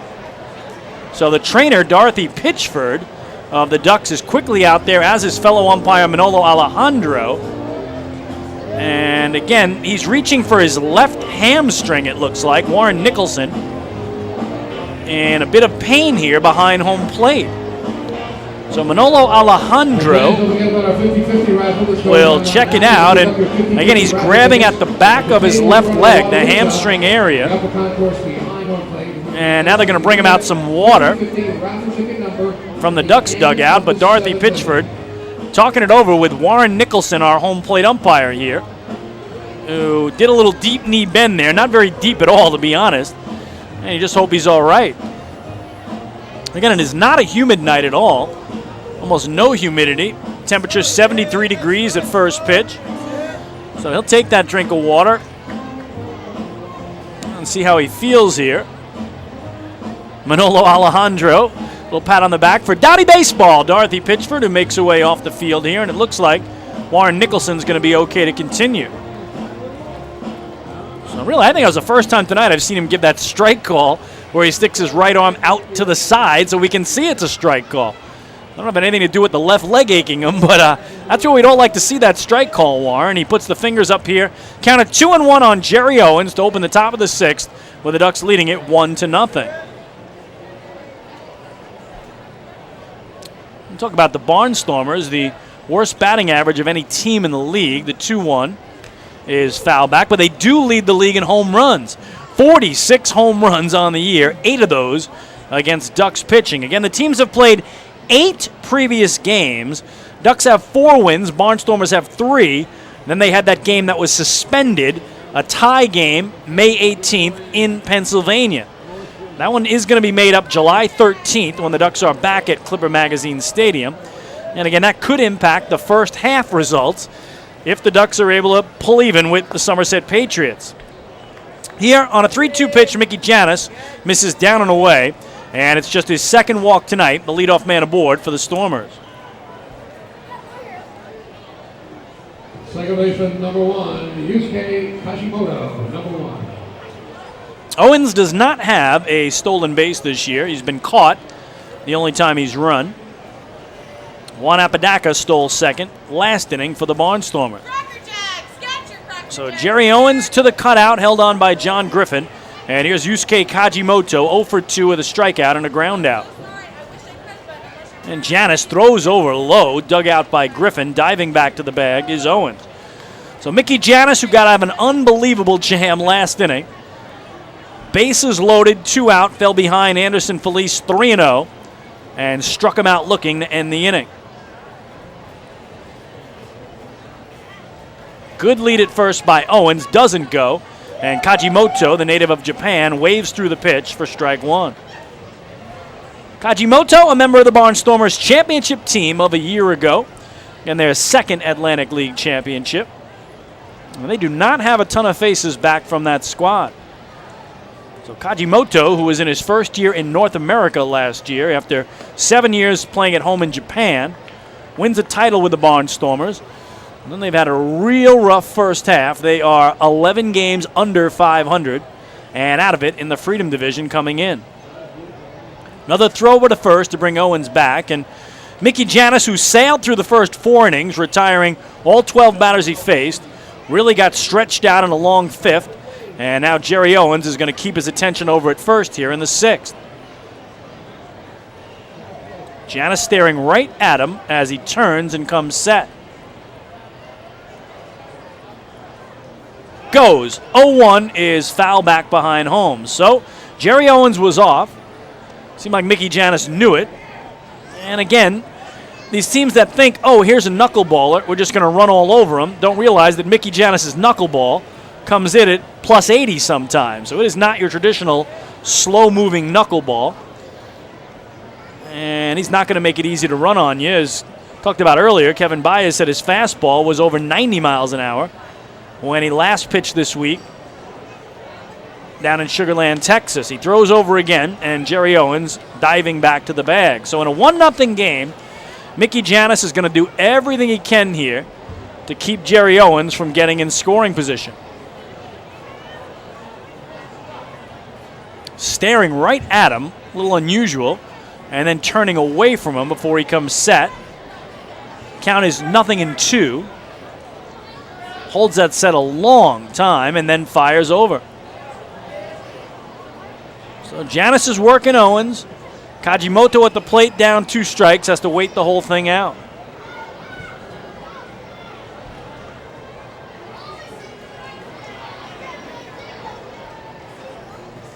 And Kajimoto finds himself in a funk as well right now, just 1 for 15 in his last 4 games, including tonight, where he's 0 for 2. 0-2 pitch, up and away for ball 1. Ducks only have 2 hits tonight. Singles by Delta Cleary Jr. and Regi Corona. Mike McDade, the only hit tonight for Lancaster. A clean single to center to break up the perfect game of Mickey Janis in the top of the 5th. And boy, is Mickey working it over there to John Griffin to keep Jerry Owens as close as he can to the base. Owens, again, has only played a dozen games with the Barnstormers coming in, and that's why he doesn't have a steal yet. He takes off, swing and a miss. The throw down by Morales on the money, but Dan Lyons can't hold the throw, and it is a stolen base for Jerry Owens. Strikeout number 11 for Mickey Janis. There's another strikeout for the Cradle Aviation Cable. So I don't know, if Dan Lyons knew he had to have that perfect grab and slap tag, and I think if he held it, there was a chance it would have been a strike him out, throw him out double play. But now the tying run in scoring position with 1 away for Brian Cavazos Galvez, the right fielder who's grounded out and struck out. He's hit .400 against the Ducks in the season series, but 0 for 2 tonight. Here raises his arms out of the way of one in tight at the letters for ball 1. And Cavazos Galvez 0 for 9 in his last 3 games coming in. He had a 6-game hitting streak prior to that. 1-0. Late decision to swing, and he waved over the top of it, 1 ball and 1 strike. So just like last inning when Mickey Janis had a runner at first that eventually was bunted to second with 1 out. And then again he would hit a man, walk a man to load the bases to wiggle out of the jam. He's going to have to work some magic here to keep it 1-0 Long Island. The 1-1 pitch, down and away for ball 2.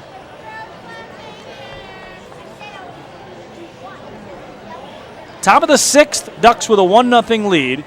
And the first of 4 against Lancaster. 2-1. Ripped on the ground to third. Cody Puckett will look the runner back at second and fire over. Griffin came off the bag, but then tagged the hitter, Cavazos Galvez, for the second out. So it'll bring up Mike McDade.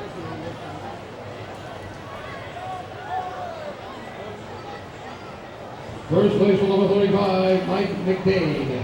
Number 35.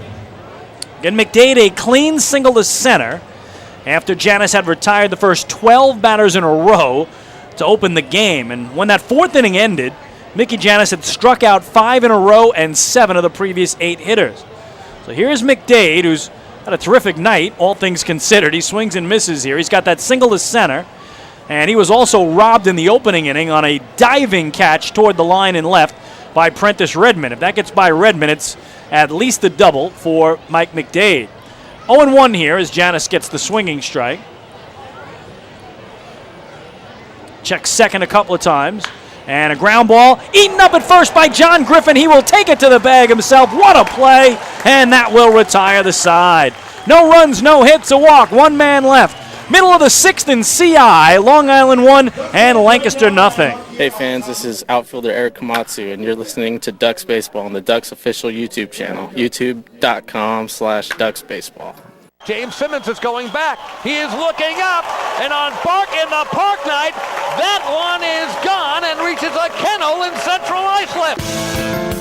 That was another home run for the Ducks. And Duck fans, what's more fun than a home run that helps the Ducks win a game? How about a homer that helps the community win? Chappie's Funeral Home and the Long Island Ducks have once again teamed up for the Chappie's Home Run Challenge. If the Ducks hit 100 homers this season, Chappie's Funeral Home will donate $5,000 to the Quackerjack Foundation. So every time a Ducks hitter goes deep this season, watch for the Chappie's Challenge home run count on the scoreboard. And if we reach 100, we're all a winner. Chappie's Funeral Home, where caring for others is a family tradition.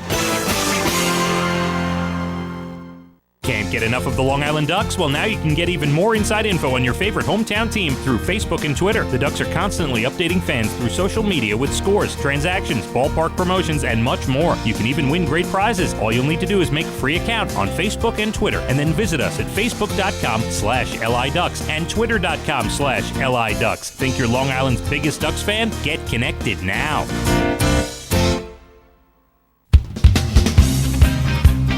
Hey fans, this is pitcher Matt Soren, and you're listening to Ducks Baseball on the Ducks official YouTube channel, youtube.com/DucksBaseball.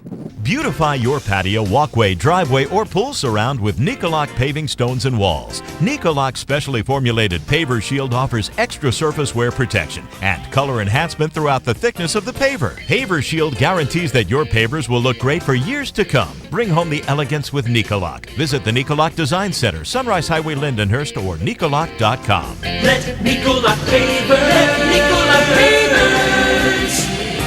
pave your way. The results are in. PSEG Long Island is delivering 99.9% reliability. We got there by strengthening equipment and clearing trees along power lines across our area. And our new outage management system will continue to ensure improved communications and faster restoration. 99.9% reliable. It's one more way we're serving you better. Discover how we're improving every day to bring you better service at www.psegliny.com/reliability.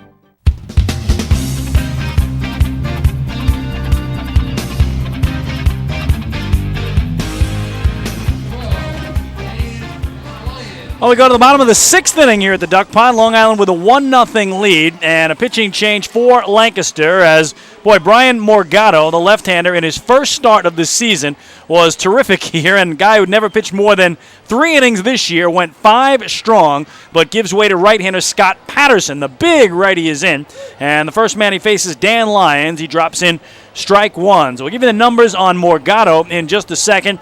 But Morgado, you want to talk about finishing strong, retired the final 10 straight Ducks he faced and 14 of his last 15 batters. 0-1 to Lyons is swung through. 0-2 now on Dan, who grounded out to short his only previous time up. So again, the big right-hander Scott Patterson, the first in out of the bullpen for Butch Hobson tonight. is 0-2. Boy, is he an imposing figure on that hill. Down and away, 1 ball and 2 strikes. Patterson, officially listed at 6'7", 225 pounds. 36-year-old right-hander out of Oakdale, Pennsylvania. That's his birthplace. Calls Freeburg, Illinois home these days. 1-2 to Lions. And that away, 2 balls and 2 strikes. And Patterson, a former big leaguer, who goes to work here after 5 great innings by Brian Morgado, the lefty. 2-2. Foul straight back to the screen. And the count holds on Dan Lyons. Brian Morgado, 5 innings pitched, a season high. 2 hits, 1 run, it was unearned. No walks, and a season high 6 strikeouts. 2-2. Down and away, and the count now full. Morgado threw 63 pitches, 43 of which were strikes. So 43 strikes, 20 balls in his first start since 2013 and only his 5th career start. Payoff here is a check swing. They appeal to first. Manolo Alejandro says he held out. And from an 0-2 hole, Dan Lyons works out the first walk of the game for Long Island hitting. And that is a Municipal Credit Union walk with a purpose. Every time a Ducks batter walks, the Quackerjack Foundation wins. I mentioned the Ducks leading the league in walks drawn. That is the 200th walk of the year drawn by Long Island hitters. So Brian Morgado could not have done more, or almost could not have done more than he did. Gave up a first inning run, unearned, and departs here after 5 strong. Sabatella up for the Ducks. He's 0 for 2 with a ground out and a strikeout. Lions to the cutout at first, and Dan has had a terrific season at the plate and on the base paths. Lions this year is perfect, or near perfect, I should say, in the thievery department. 9 steals, and has only been caught once all year. So let's see how he wants to play it as Sabatella takes strike 1 from Scott Patterson.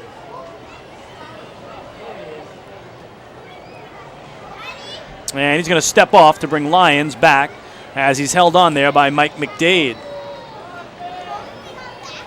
Bottom of the 6th, Ducks with a 1-0 lead.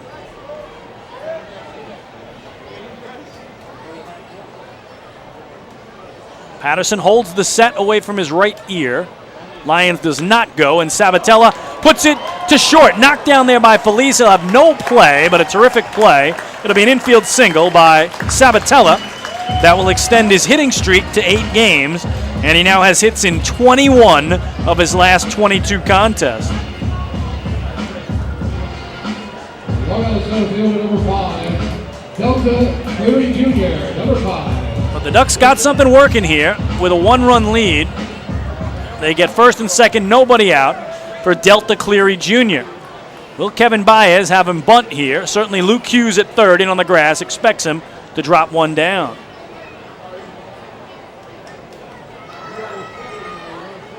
Kevin has said he doesn't like giving up outs, but I think you got to bunt him over here if you can. He squares, pushes it beautifully back to the pitcher. His only play to the second baseman, Kajimoto, covering at first. Beautiful sacrifice bunt by Delta Cleary Jr., 1-4. Moving 2 runners along as Lyons goes to third, Sabatella to second. 1 away now for the league leader in RBIs, Lou Ford.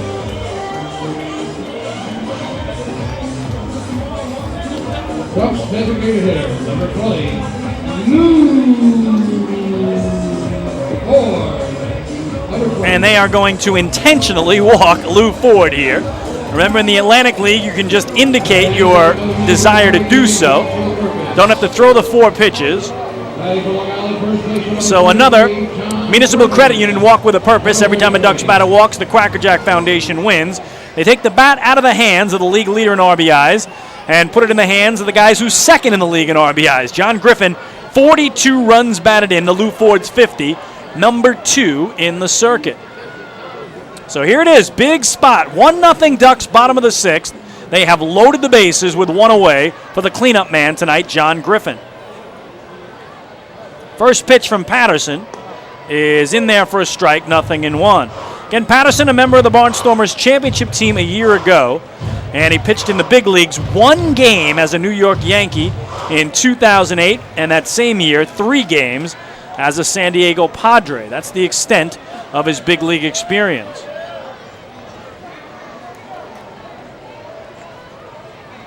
Oh-1 to Griffin. Popped up foul behind home plate, out of play, 0-2. John tonight twice struck out swinging by lefty Brian Morgado, who has departed.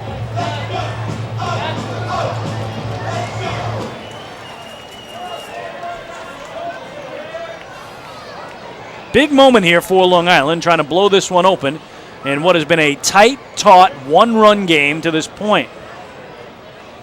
Ducks have Lyons at third, Sabatella at second, and Ford at first. 0-2 hole, though, for John Griffin. Swing and a miss. He's got the hat trick tonight, 3 strikeouts. And the first K for Scott Patterson is out number 2.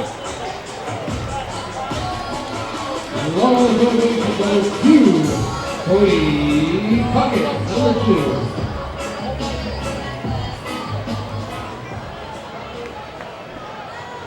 So let's see if Cody Puckett can pick him up. He has flied to left and struck out swinging.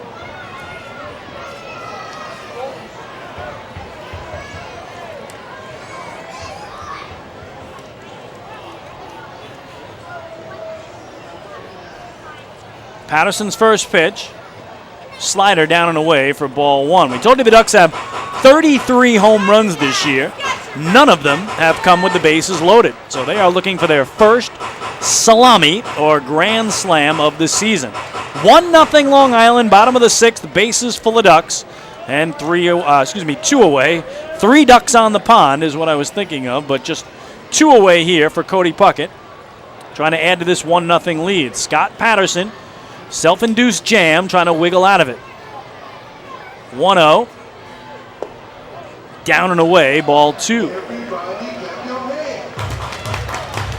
Cody now just 1 for 18, though, in his last 5 games. Still 4th in the league in total hits on the year with 67. Ducks only with 3 hits tonight, all singles. Barnstormers 1 hit, it was a single.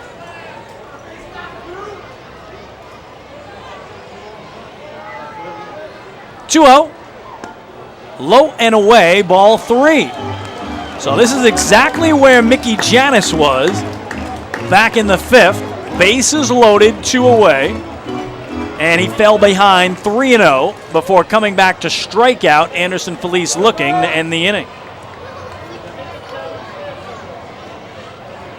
Got to think Cody's taken at least 1 here at 3-0. Here's the pitch. He does, it's a strike, and it's 3-1. Now, will he take 1 more just to be safe or turn himself loose on what might be the best pitch he'll see in the at-bat?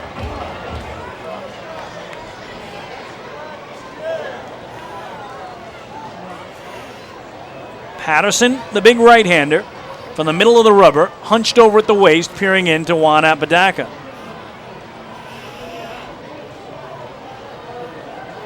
Three-1 pitch. Swing and a miss. It's full count. So Cody went after it. Might have been a bit low. But looked like he was trying to jack it out of the yard. And just like the Barnstormers did in their half of the 5th, here in the home 6, the Ducks will put all 3 runners in motion.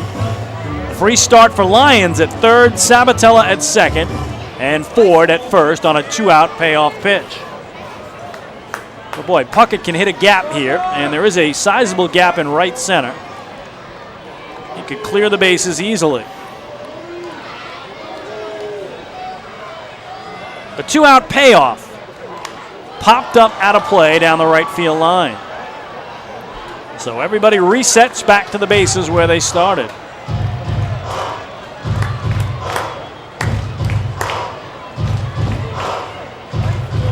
Ducks have only left 1 man on base in the first 5 innings, and that's mostly because Brian Morgado retired the final 10 straight batters he faced and 14 of the last 15 before departing, with 63 pitches in his first start of the year. Once again, the 2-out full count offering. Runners go, and it's popped up. Right field, the second baseman, Kajimoto, out to make the call and the catch, and the side retired. So the Ducks threaten but do not score. No runs a hit, a pair of walks, and they leave the bases loaded. 6 complete tonight in CI. It remains the Long Island Ducks 1, the Lancaster Barnstormers 0. Hey fans, this is Blake Davis, and you're listening to Ducks Baseball on the Ducks official YouTube channel, youtube.com/DucksBaseball.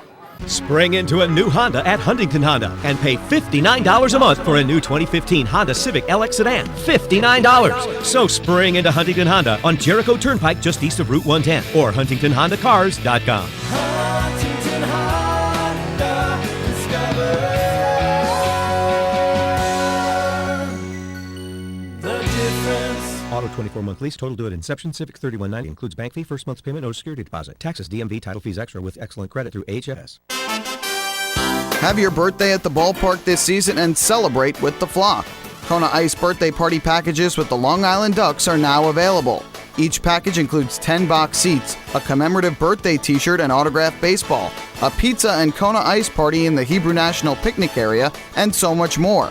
Best of all, the birthday child will stand on the dugout while the entire crowd sings happy birthday. Reserve your party today by calling the group sales department at 631-940-3825. Kona Ice birthday parties with the Long Island Ducks, a once-in-a-lifetime experience. Hey fans, this is right-handed pitcher Frank DiGiulio, and you're listening to Ducks Baseball on the Ducks official YouTube channel, youtube.com/DucksBaseball.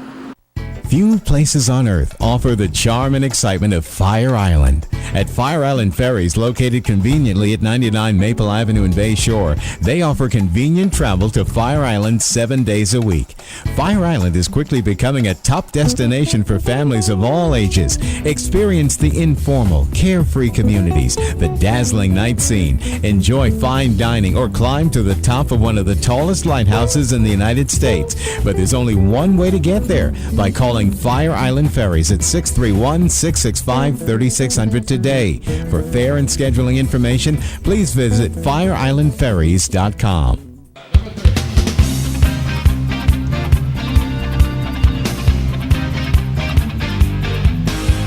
Wilson Batista leads off the top of the 7th, takes strike 1 from righty Mickey Janis, and now ball 1 up high. 1-1 to Batista, who is 0 for 1 with a strikeout swinging, and he laid down a sac bunt to move a runner along back in the 5th. 1-0 Ducks as we start the 7th.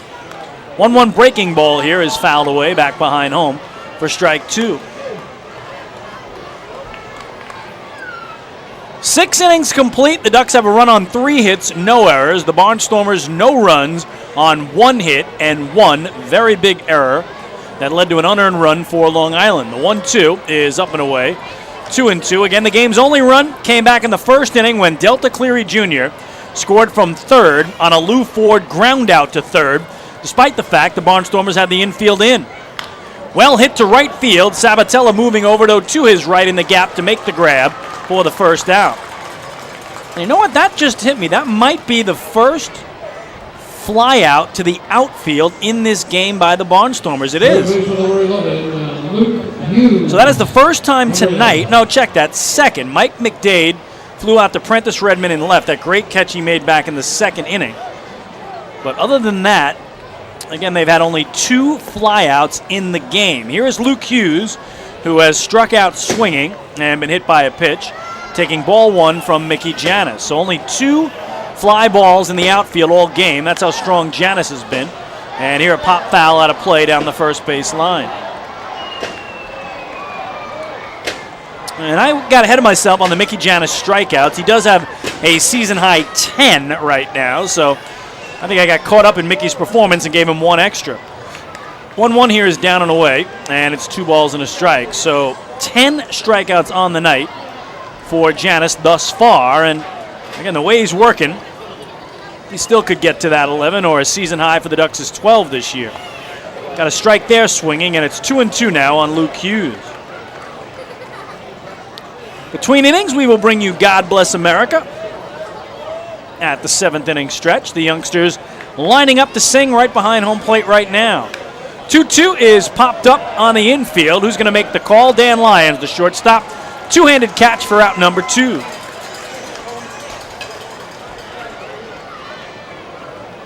So Janis is working so quickly that the youngsters have to hurriedly get together to get ready to sing, and Freddie Forgione is doing his best to say, guys, hey, this is Mickey Janis here. This inning could be over in a second, in a heartbeat. You're going to have to be ready to go. So that's what happens when you got Mickey on the hill. He doesn't like to waste any time at all. A broadcaster's delight to call is Mickey Janis, as here's Juan Apodaca 0 for 2 in the game. Takes up high for ball 1. So Janis right back on track now, has retired 5 in a row after retiring the first 12 men to begin the contest.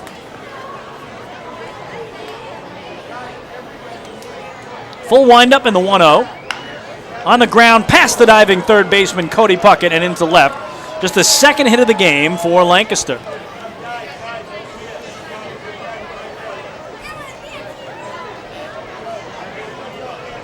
So tying run aboard with 2 away. Jake Lucci, number 3.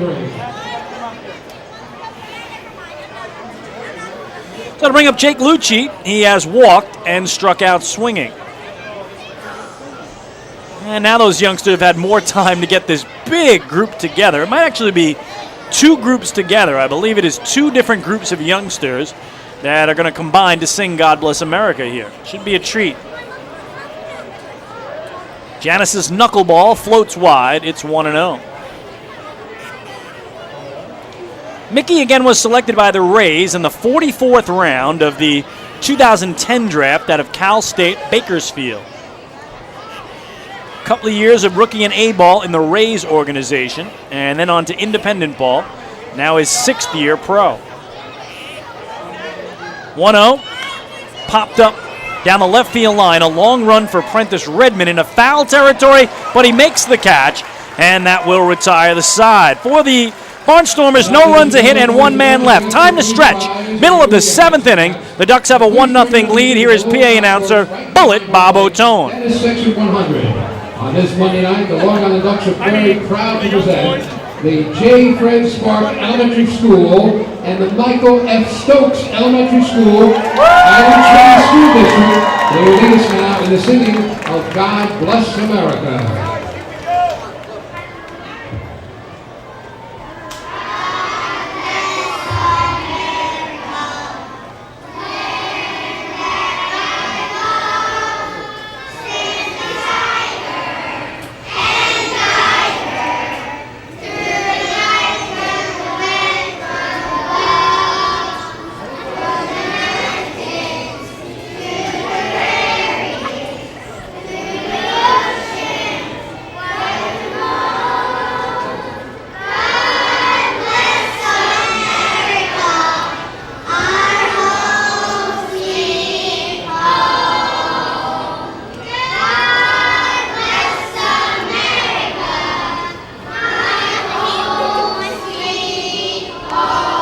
Great job by the youngsters from the J. Fred Spark Elementary School and the Michael F. Stokes Elementary School in Island Trees. Again, 7th inning stretch. Ducks have a 1-0 lead. Hey fans, this is pitcher Mark Rogers, and you're listening to Ducks Baseball on the official Ducks YouTube channel, youtube.com/DucksBaseball. Hey, Ducks fans, the official hotel of the Long Island Ducks is the Upsky Long Island Hotel in Hauppauge. It's centrally located on the north shore of Long Island and offers a home away from home for both business and leisure guests. The Upsky Long Island Hotel features an indoor pool, 24-hour business center, a fitness center, and complimentary Wi-Fi in all guest rooms. Enjoy the contemporary American cuisine at the Fountain Grill restaurant or grab a quick bite to eat at Cafe Pronto. Best of all, it's only minutes from Bethpage Ballpark. The Upsky Long Island Hotel, the official hotel of the Long Island Ducks. Call 231-1100 today. That's 631-231-1100. Family fun every time. Beautiful evening for baseball. Big action every time. He reaches up, it's gone! Great value every time. And the Ducks have won it 7-1. The Ducks schedule is loaded with new promotions this season, and with an average ticket price of just $10 and free parking, there is no better value on Long Island. For game times and tickets, visit liducks.com. Long Island Ducks Baseball. Good times every time.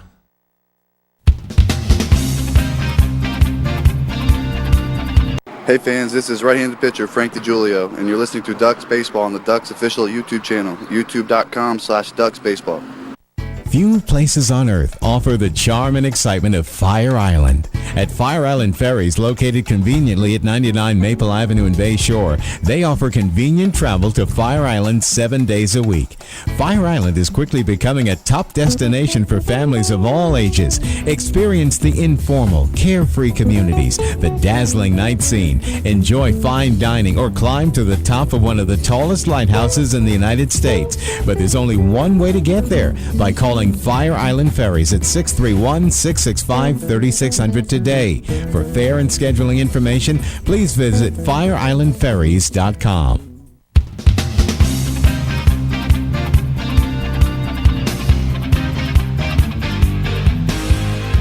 When we go to the bottom of the seventh, Jose Morales to lead it off for Long Island. Ducks with a 1-0 lead, and the third pitcher of the night is in for the Barnstormers. Right-hander Kyle Simon misses down and away, and it's ball one. Morales has struck out looking and popped out to the first baseman, Mike McDade.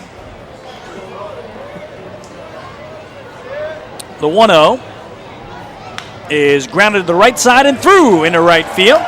So Jose Morales, his first hit of the night and just the fourth of the game for Long Island. They've all been singles.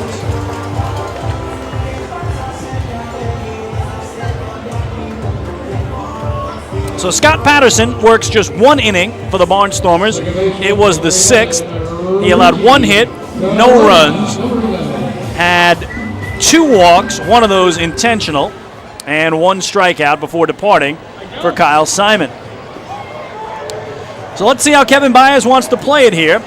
A man at first in Morales, Regi Corona. Will he try to bunt them over here in a 1-0 game? Hughes, the third baseman, in on the grass expecting it. Squares, draws it back, and takes a strike, does Regi. And the count 0-1 on Corona. 1 for 2 tonight with a single through the left side back in the second, and he's also struck out swinging. Jose Morales held on at first by Mike McDade. Very short lead for the catcher. Squares does Regi and fouls it at the plate for strike 2. So now Kevin Baez might have to take this off for fear of Regi striking out if he fouls another one away.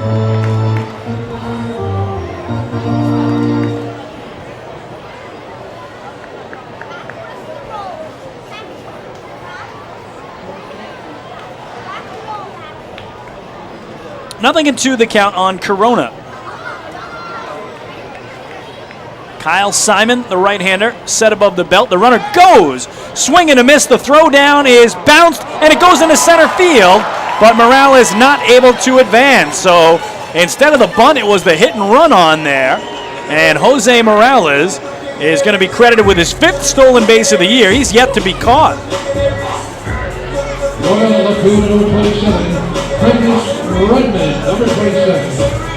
So same effect as a sac bunt, although Regi won't get credit for that as he goes down on strikes. Morales at second, 1 away, and here's Prentice Redmond, who has grounded the third and popped the second. Ducks would love to get some insurance runs across here, as last inning they loaded the bases with 1 out, but John Griffin struck out, Cody Puckett popped out, and the game stayed 1-0 in favor of the home team. Ball 1 here to Prentice Redmond.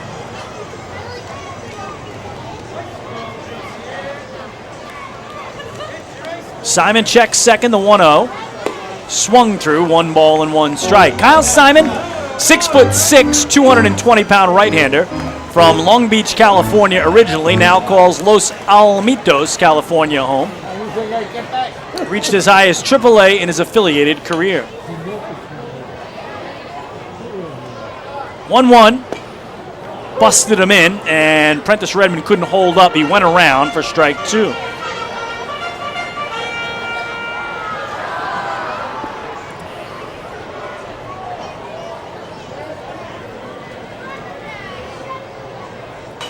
One and 2 the count. Simon at the belt, Acheca Morales dancing there, and he misses low and away. Nice backhand by his catcher Apodaca. It's 2-2. Well, on the out-of-town scoreboard, Patriots now a 3-2 lead in Camden over the River Sharks as they play in the top of the 5th. It's bad news for the Ducks, hoping that Camden can win that game. Again, Somerset's magic number 4. 2-2 is outside. The count now full. Any combination of Patriot wins or Duck losses that add up to 4, and Somerset clinches the first half Liberty Division title. Southern Maryland a 6-1 lead over the Bluefish in Bridgeport now, bottom of the 6th. And the Revs leading the Skeeters 1-0 in the bottom of the 8th as Prentice Redmond swings and misses. Back-to-back strikeouts for Simon, and there are 2 gone.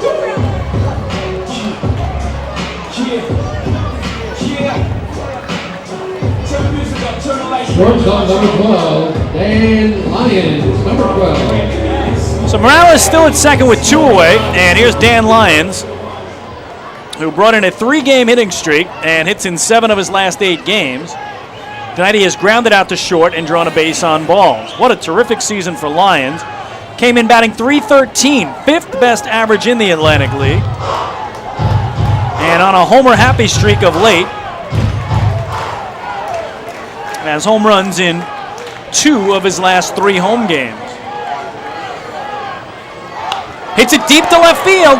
Jake Lucci going back in front of the track will pull up and make the grab to retire the side. For Long Island, no runs a hit and a man left. We're through 7 in CI. The Ducks won, the Barnstormers nothing. Hey fans, this is first baseman John Griffin, and you're listening to Ducks Baseball on Ducks official YouTube channel, youtube.com/DucksBaseball. Few places on earth offer the charm and excitement of Fire Island. At Fire Island Ferries, located conveniently at 99 Maple Avenue in Bay Shore, they offer convenient travel to Fire Island 7 days a week. Fire Island is quickly becoming a top destination for families of all ages. Experience the informal, carefree communities, the dazzling night scene, enjoy fine dining, or climb to the top of one of the tallest lighthouses in the United States. But there's only one way to get there, by calling Fire Island Ferries at 631-665-3600 today. For fare and scheduling information, please visit fireislandferries.com. Hey Ducks fans, stay up to date with Long Island's hometown team by visiting Quack of the Bat, the official blog of the Long Island Ducks. Quack of the Bat will bring Ducks fans beyond the headlines with in-depth feature articles, breaking news stories, game previews, post-game wrap-ups, and so much more. Interact with the team during the entire season through quotes directly from the players and coaches, as well as exclusive video clips and photos. Check out the blog today at quackofthebat.wordpress.com. Quack of the Bat, the official blog of the Long Island Ducks. Hey fans, this is right-handed pitcher Frank DiGiulio, and you're listening to Ducks Baseball on the Ducks official YouTube channel, youtube.com/DucksBaseball. Few places on earth offer the charm and excitement of Fire Island. At Fire Island Ferries, located conveniently at 99 Maple Avenue in Bay Shore, they offer convenient travel to Fire Island 7 days a week. Fire Island is quickly becoming a top destination for families of all ages. Experience the informal, carefree communities, the dazzling night scene, enjoy fine dining, or climb to the top of one of the tallest lighthouses in the United States. But there's only one way to get there, by calling Fire Island Ferries at 631-665-3600 today. For fare and scheduling information, please visit fireislandferries.com.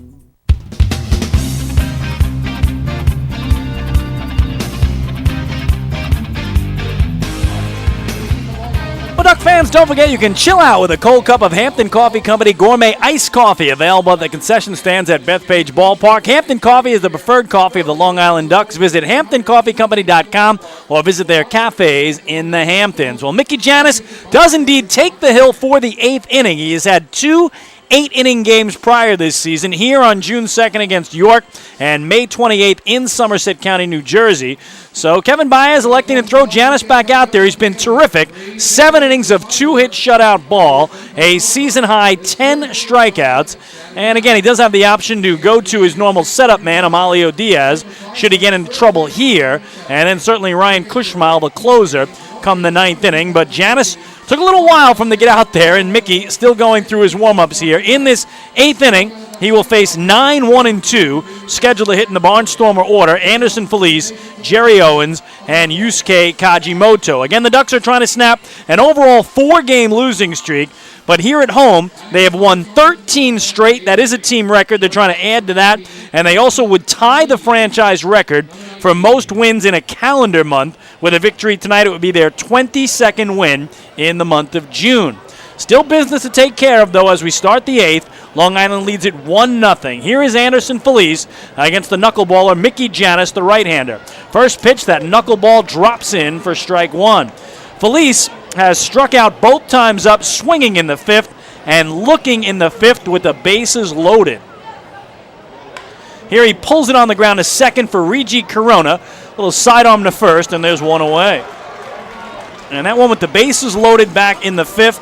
He was ahead in the count 3-0. And Mickey Janis was a ball away from walking him to tie the game. Instead, he battled back to get it to a full count and then got him looking to tie his season high with his 9th strikeout of the game. He's since added one more, so he's at 10 right now, a personal high on the year for Mickey Janis. And Janis came in with an ERA of 1.31, number 1 in the league. Right now, that's going to go down. Jerry Owens at the top of the order, trying to bunt his way on, but too forceful. Right back to Janis. He'll underhand to first, and just that quick, 2 away. Again, Janis, his numbers over the last 12 outings are just remarkable. Has allowed 0 or 1 earned runs against in his last 12 straight games. 7 of those starts, 5 of those relief appearances. That covers 59 innings of work with an ERA of under 1. Just remarkable. Another bunt attempt shown here by Kajimoto. This is how stifled the Barnstormer offense is right now. Everybody is trying to bunt their way aboard because you can't hit that knuckleball. Ball 1. Kajimoto 0 for 3 with 2 strikeouts and a ground out. The 1-0 is a strike. I don't think it's any easier to bunt the knuckleball, but I think these batters just feel, they have a better chance of getting a little piece of it and squibbing it out in front of home and trying to beat it out than they do getting a clean hit against Janis. Here a swing and a foul tip, and boy, he's trying to make extremely quick work of Lancaster here in the visitors' 8th. Mickey's right back in a groove here. He's retired 8 of the last 9. 1-2. Swing and a miss. He struck him out. It's his 11th strikeout tonight. And boy, the Stormers go quickly and quietly. We go to the bottom of the 8th. Ducks still with that 1-0 lead. Hey fans, this is infielder Cody Puckett, and you're listening to Ducks Baseball on the Ducks official YouTube channel, youtube.com/Ducks Baseball. Beautify your patio, walkway, driveway, or pool surround with Nicolak paving stones and walls. Nicolak's specially formulated paver shield offers extra surface wear protection and color enhancement throughout the thickness of the paver. Paver shield guarantees that your pavers will look great for years to come. Bring home the elegance with Nicolak. Visit the Nicolak Design Center, Sunrise Highway, Lindenhurst, or Nicolak.com. Let Nicolak Pavers pave your way. M&V Limousines is the official bus company of the Long Island Ducks. Family owned and operated, they've been in the business for over 23 years. M&V Limousines offers coach buses with Wi-Fi and restrooms, party buses, exotic limousines, and so much more. Whether you're looking for transportation for weddings, proms, corporate outings, or long-distance trips, they've got the right vehicle for you. Visit their showroom in Comac or check them out online at mvlimo.com. M&V Limousines, the official bus company of the Long Island Ducks. Hey fans, this is pitcher Matt Soren, and you're listening to Ducks Baseball on the Ducks official YouTube channel, youtube.com/Ducks Baseball. Beautify your patio, walkway, driveway, or pool surround with Nicolak paving stones and walls. Nicolak's specially formulated paver shield offers extra surface wear protection and color enhancement throughout the thickness of the paver. Paver shield guarantees that your pavers will look great for years to come. Bring home the elegance with Nicolak. Visit the Nicolak Design Center, Sunrise Highway, Lindenhurst, or Nicolak.com. Let Nicolak Pavers pave your way.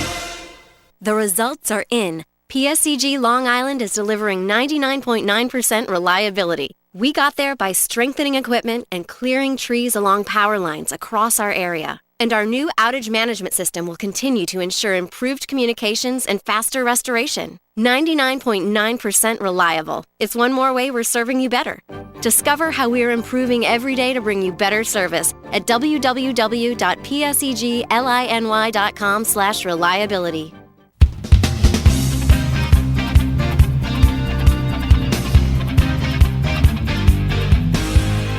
Well, this one hits the bottom of the 8th inning. The Ducks with a 1-0 lead, and the fourth pitcher of the night is in for the Barnstormers, right-hander Chad Beck, to begin against Brian Sabatella at the top of the order. Swing and a miss for Sabatella, and the count 0-1 on Brian. 1 for 3 tonight with an infield single his last time up. He's also grounded out and struck out. Beck's 0-1. Popped up foul out of play behind home plate, 0-2. And you want to talk about big right-handed pitchers coming into this game. Scott Patterson was first, 6'7", 225. Kyle Simon next, 6'6", 220.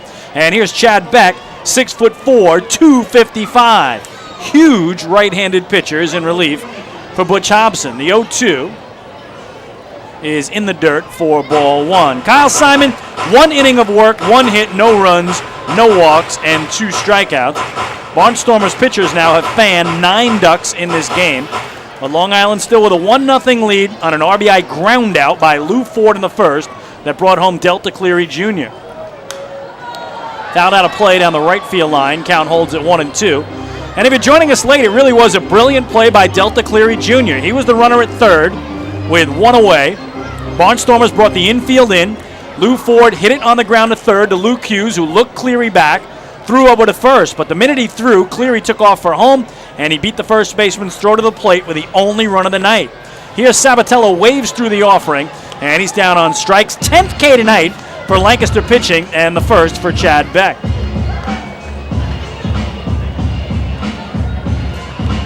Beck, a former big leaguer with the Toronto Blue Jays.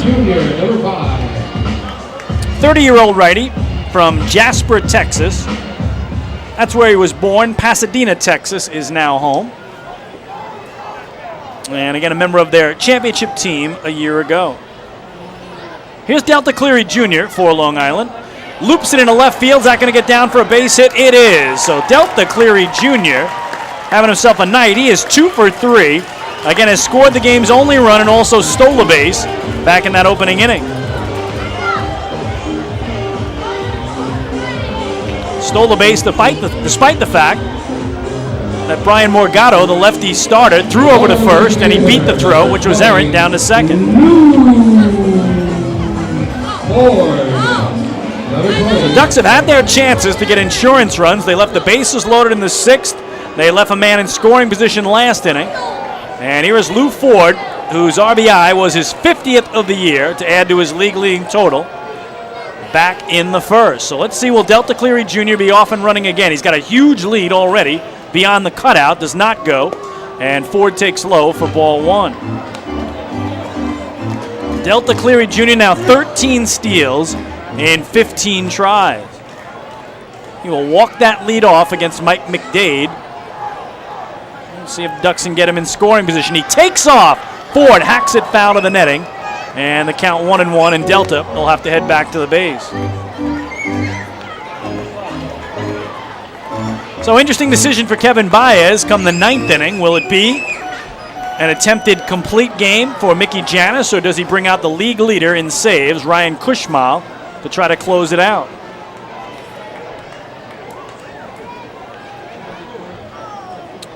One pitch. And now Beck, a lot more concerned with Delta Cleary Jr. after watching him run, and he's going to step off. And Delta had a huge jump. I think he would have easily stolen second base had Lou not swung at the pitch. So now that he knows he's got a mind to steal, it certainly looks like Chad Beck is going to keep a closer watch over his left shoulder as he checks there.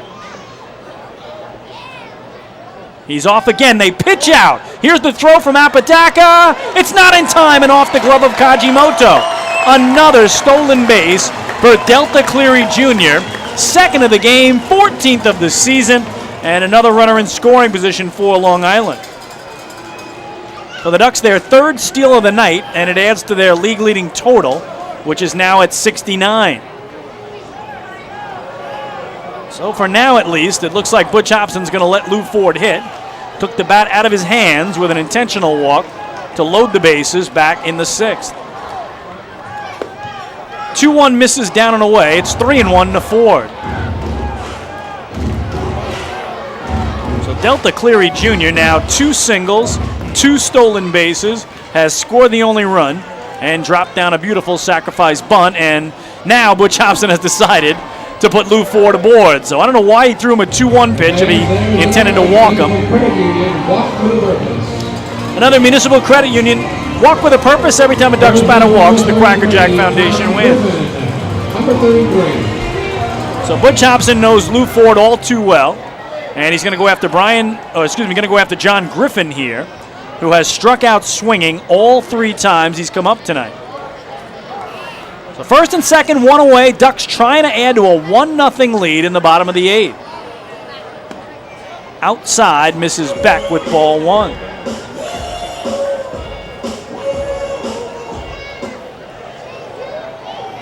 So John Griffin just trying to get something going after hitting .400 this year against Lancaster pitching prior to tonight. Checked his swing, they appeal to first. And Manolo Alejandro says he went around at strike 1.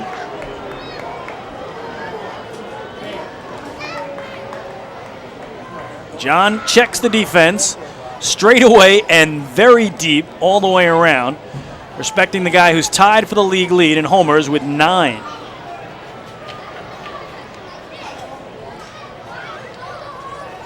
It'll be a 1-1. And that lashed foul high on the first base side for strike 2. Again, John's only hit in his last 6 games was a home run Thursday night down at beautiful Constellation Field in Sugar Land, Texas. So he is now 1 for 23 in those 6 games. Doesn't matter, the one swing of the bat could make a 1-0 game a 4-0 affair. Little meeting between the battery mates, Beck and Apodaca, to make sure they're on the same page here as they are ahead a ball and 2 strikes. Chad Beck set away from the letters, the 1-2. Swung through in on the hands, and it's the golden sombrero now for John Griffin. He has struck out 4 times tonight, all swinging 2 away.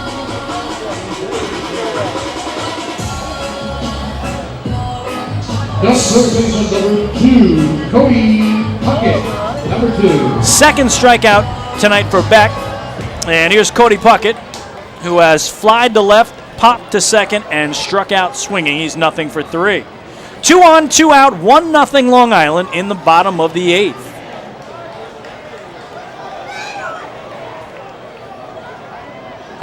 Swung through by Cody for strike 1.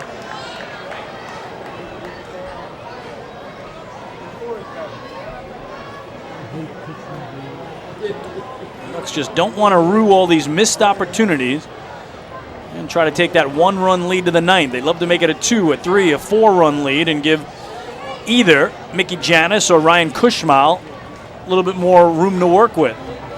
Chad Beck spins off here, and he draws the runner, Delta Cleary Jr., back to second base.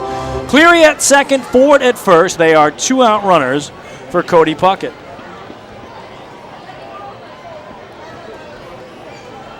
Chad Beck's 0-1. Slider away, 1 ball and 1 strike.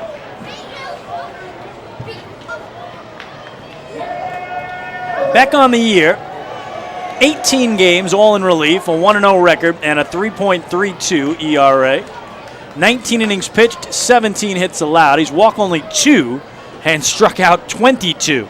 So an 11-1 strikeout to walk ratio. Here, he gets a swinging strike on Cody Puckett, and now a chance to strike out the side as he's in front 1-2.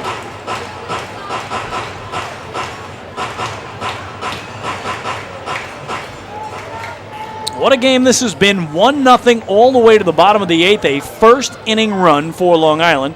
And Mickey Janis, who's been brilliant, has made it hold up the whole way. Give the Barnstormers a lot of credit too. 1-2 to Puckett. Swing and a miss. He struck him out. So Chad Beck strikes out the side, and that'll do it for Long Island. No runs, a hit, a walk, 2 left. We go to the ninth. Can the Ducks close it out? They have a 1-0 lead as we head to the final frame. Hey fans, this is relief pitcher Bruce Kern, and you're listening to Ducks Baseball on the Ducks official YouTube channel, youtube.com/DucksBaseball. Thinking about buying or refinancing a home? Start by attending a free MCU home buying seminar. Then speak with one of our loan specialists who will guide you through the loan process. With an affordable mortgage from Municipal Credit Union, Home Sweet Home will be a little sweeter. Call 212-238-3521 or visit nymcu.org to apply for your mortgage today. Municipal Credit Union. Strong, trusted, growing. Municipal Credit Union is an equal housing opportunity lender. Enjoy the ultimate VIP fan experience at Bethpage Ballpark this season by taking in a Ducks game from the brand new Trout Town Fan Can. Presented by Roscoe Beer Company, the Fan Can is available for rental at all Ducks home games. It features 12 Dream Seat theater-style padded seats, beverage holders, an air-conditioned atmosphere, and an incredible view of the game. Packages are now available with food and beverage included. To reserve your Fan Can outing today, call the Ducks Group Sales Department at 631-940-3825. The Trout Town Fan Can at Bethpage Ballpark. Your VIP experience has arrived.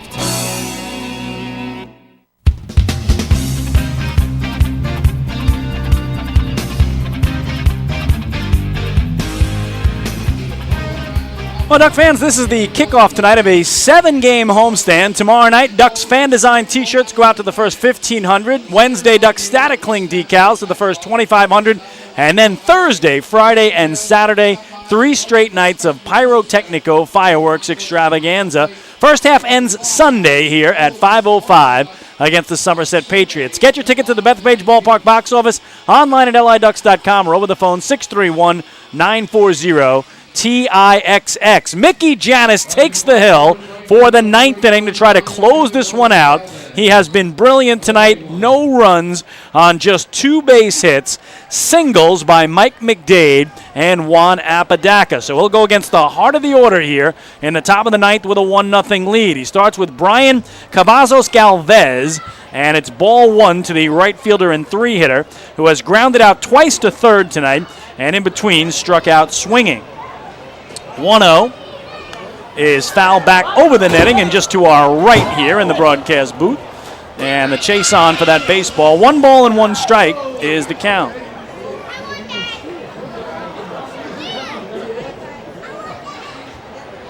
Full windup for Mickey. And in the air to center field. Delta Cleary Jr. backing up at the warning track. He's got room and he makes the grab. So his first chance tonight for Delta Cleary Jr. comes in the 9th. Barnstormers have only 3 flyouts in the game. 1 to left, 1 to right, and now 1 to center, 1 away. First baseman, number 35, Mike McDade. Unofficially, Mickey Janis at 117 pitches here in the 9th. Here's Mike McDade. He's got one of those hits tonight for the Barnstormers. In fact, the first hit of the game after Janis retired 12 in a row to begin the contest, a sharp single to center to open the 5th. He takes ball 1, and now the 1-0. Down and in, 2-0. So again, I'm sure Kevin Baez is going to keep a close watch on Mickey Janis. And if he has to, go to his closer, Ryan Kushmal. But he would love to have Janis try to close this one out. 2-0. Upstairs, though, it's 3-0. And Janis has left 5 men on base in the last 3 innings, so check that, last 4, including stranding the bases loaded in the 5th. 3-0 pitch here to McDade, and that's a strike on the inner corner, right at the knees. McDade didn't like the call, but Janis has done a great job of this all night, battling back after falling behind 3-0. Now it's a 3-1. And that does miss away, ball 4. So just his 3rd walk of the night, and it puts the tying runs aboard for Lancaster. Tying run, I should say, aboard. Top of the 9th, 1-0 Ducks. Looks like they're going to go to a pinch runner here. As for the Barnstormers, Brandon Jones will come out and run. Running at first base, number 22, Brandon Jones, number 22. So off the bench comes Jones. Batting for the Barnstormers is designated hitter number 30, Wilson Batista, number 30. Jones 5 steals in 6 tries this year. He is the one-out runner for Wilson Batista. 1-0 Ducks in the top of the 9th. Janis gives him a look and will throw over to bring him back. Batista 0 for 2 in the game with a sac bunt, sandwiched in between a strikeout swinging and a fly out to right. Janis now up over 120 pitches. But again, not as much stress on the arm with a knuckleball, though he throws it hard. Here he drops in a strike. It's 0-1.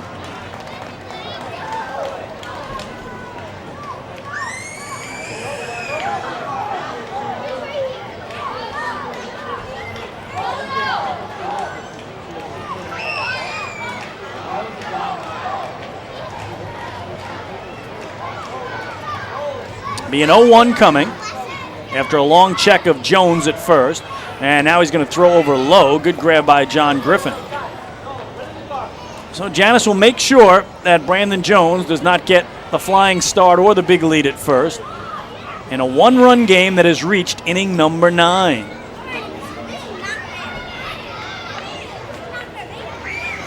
Oh-1 to Batista, and he rips into right field for a base hit. Sabatella up with it quickly, but going to third is Jones, and now the tying run 90 feet away for the Barnstormers.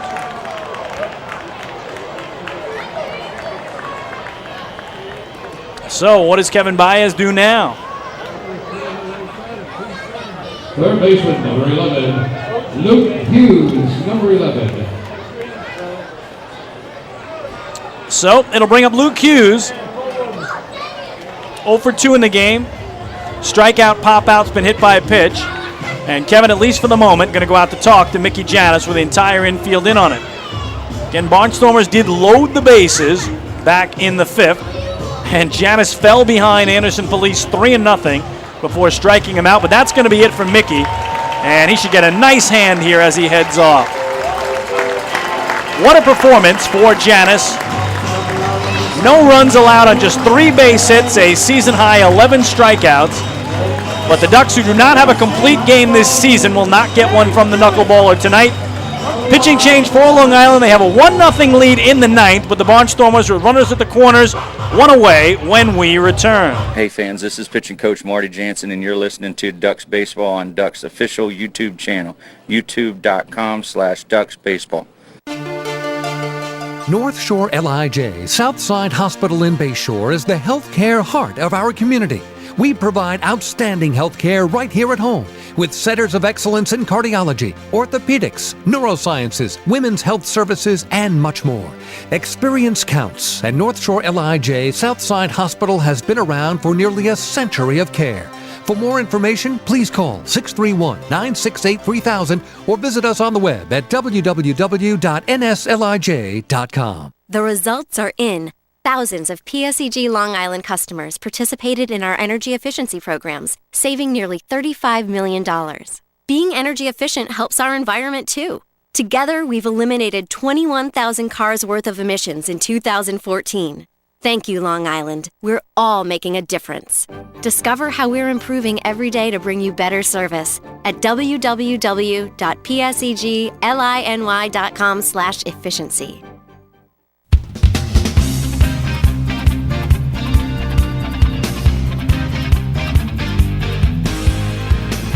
Well, the closer is in for the Long Island Ducks. The 28-year-old right-hander stands 6'4", 210 pounds. Ryan Cushmall out of Fenimore, Wisconsin, is into this contest, and what a season he has had for Long Island. 2-0 record, 2.73 ERA, and a league-best 18 saves on the year.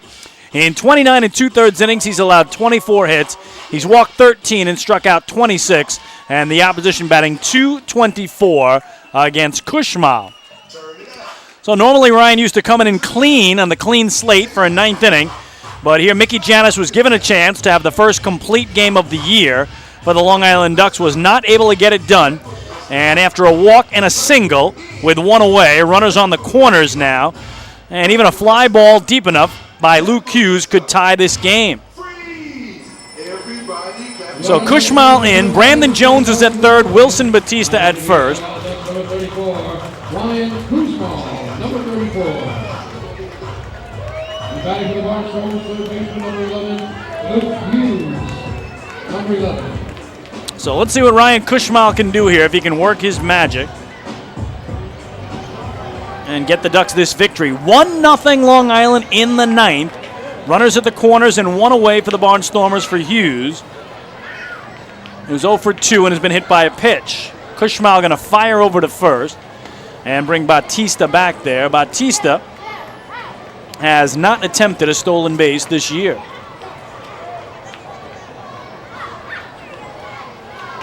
I wonder if he'll take off just to see if the Ducks would throw through. Kushmal waggles the glove as always. First pitch is in there for a strike. 0-1 to Hughes, who struck out swinging in the second and then popped out to short in the seventh. In between was hit by a Janus pitch.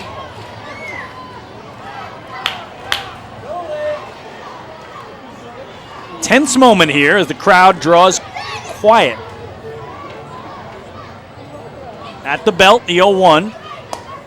Strike on the outside corner, 0-2. Oh, and now Luke Hughes is getting into it with home plate umpire Warren Nicholson. I don't think you want to do this. And here's Butch Hobson to try to calm him down, clapping along. But I don't think you want to show up the umpire here when you got the game on the line. No matter where you felt that pitch was. You better be awful careful here, Luke Hughes. 0-2, good start for Kushmal. Comes set away from his letters, the shake of the glove, now to the belt, and the 0-2. Outside, 1 ball and 2 strikes.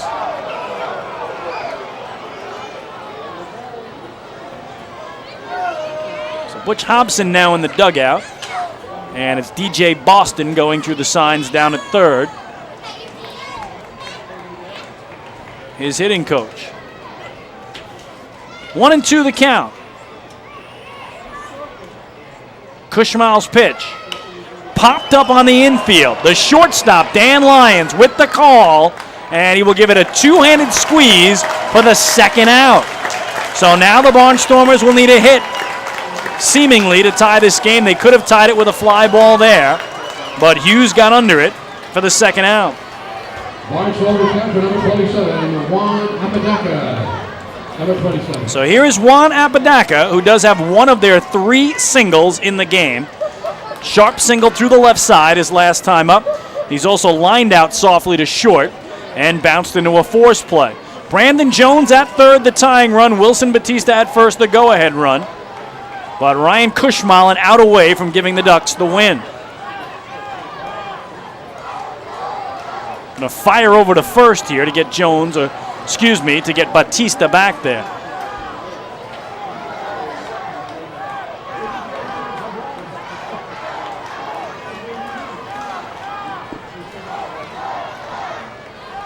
Chant is "Let's go Ducks" for Kushmal. Long look over at first, and now finally the pitch will come home, I believe. Here it is. Very late swing and a miss by Apodaca. It's 0-1.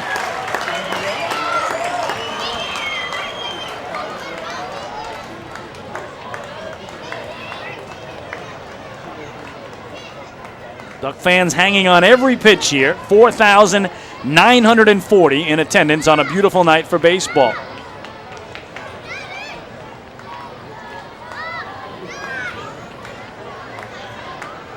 Be an 0-1 coming. But first, to throw over to first. And diving back there is Wilson Batista. Top of the ninth, Ducks with a 1-0 lead. 2 on, 2 out for Lancaster. Ducks trying to snap a 4-game losing streak.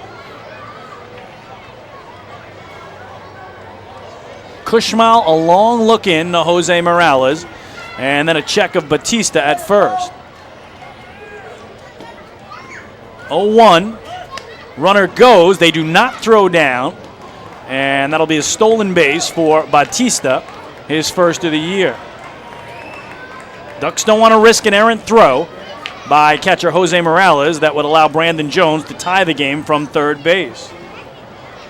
So now a base hit could give Lancaster the lead with 2 men in scoring position and 2 away. 1-1 the count to Juan Apodaca. Again, did not start this game, but came into it early to replace Keith Castillo, who left for undisclosed reasons. 1-1 pitch. Got the outside corner. It's 1-2. And now they will get loud with a rhythmic clapping for Ryan Kushmal.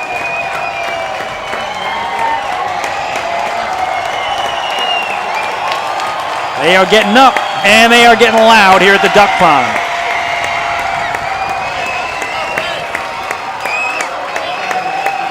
Big moment has arrived. 1-2 the count to Juan Apodaca. Kushmal set. The pitch. Swing and a miss. He struck him out. Ryan Kushmal fans Juan Apodaca, and the Long Island Ducks have a 1-0 victory. Their 14th straight win here at home, and for Kushmal, his league-leading 19th save of the season. They are out to congratulate one another. What a win tonight for the Long Island Ducks, who see their overall 4-game losing streak come to an end. And they also tie a franchise record with their 22nd win in a calendar month, as they are now 22-6 in the month of June. Again, the final tonight, the Long Island Ducks 1 and the Lancaster Barnstormers 0. We'll be back to talk about it on the postgame show. Hey fans, this is pitcher Ian Marshall, and you're listening to Ducks Baseball on the Ducks official YouTube channel, youtube.com/DucksBaseball. James Simmons is going back. He is looking up, and on the Park Night, that one is gone and reaches a kennel in Central Islip.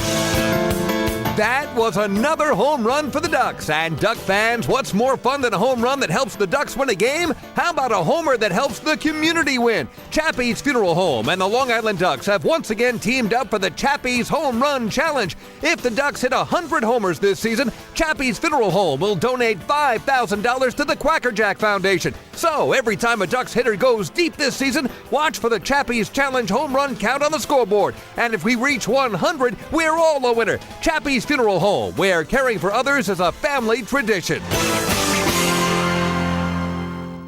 Can't get enough of the Long Island Ducks? Well, now you can get even more inside info on your favorite hometown team through Facebook and Twitter. The Ducks are constantly updating fans through social media with scores, transactions, ballpark promotions, and much more. You can even win great prizes. All you'll need to do is make a free account on Facebook and Twitter, and then visit us at facebook.com/LIDucks and twitter.com/LIDucks. Think you're Long Island's biggest Ducks fan? Get connected now.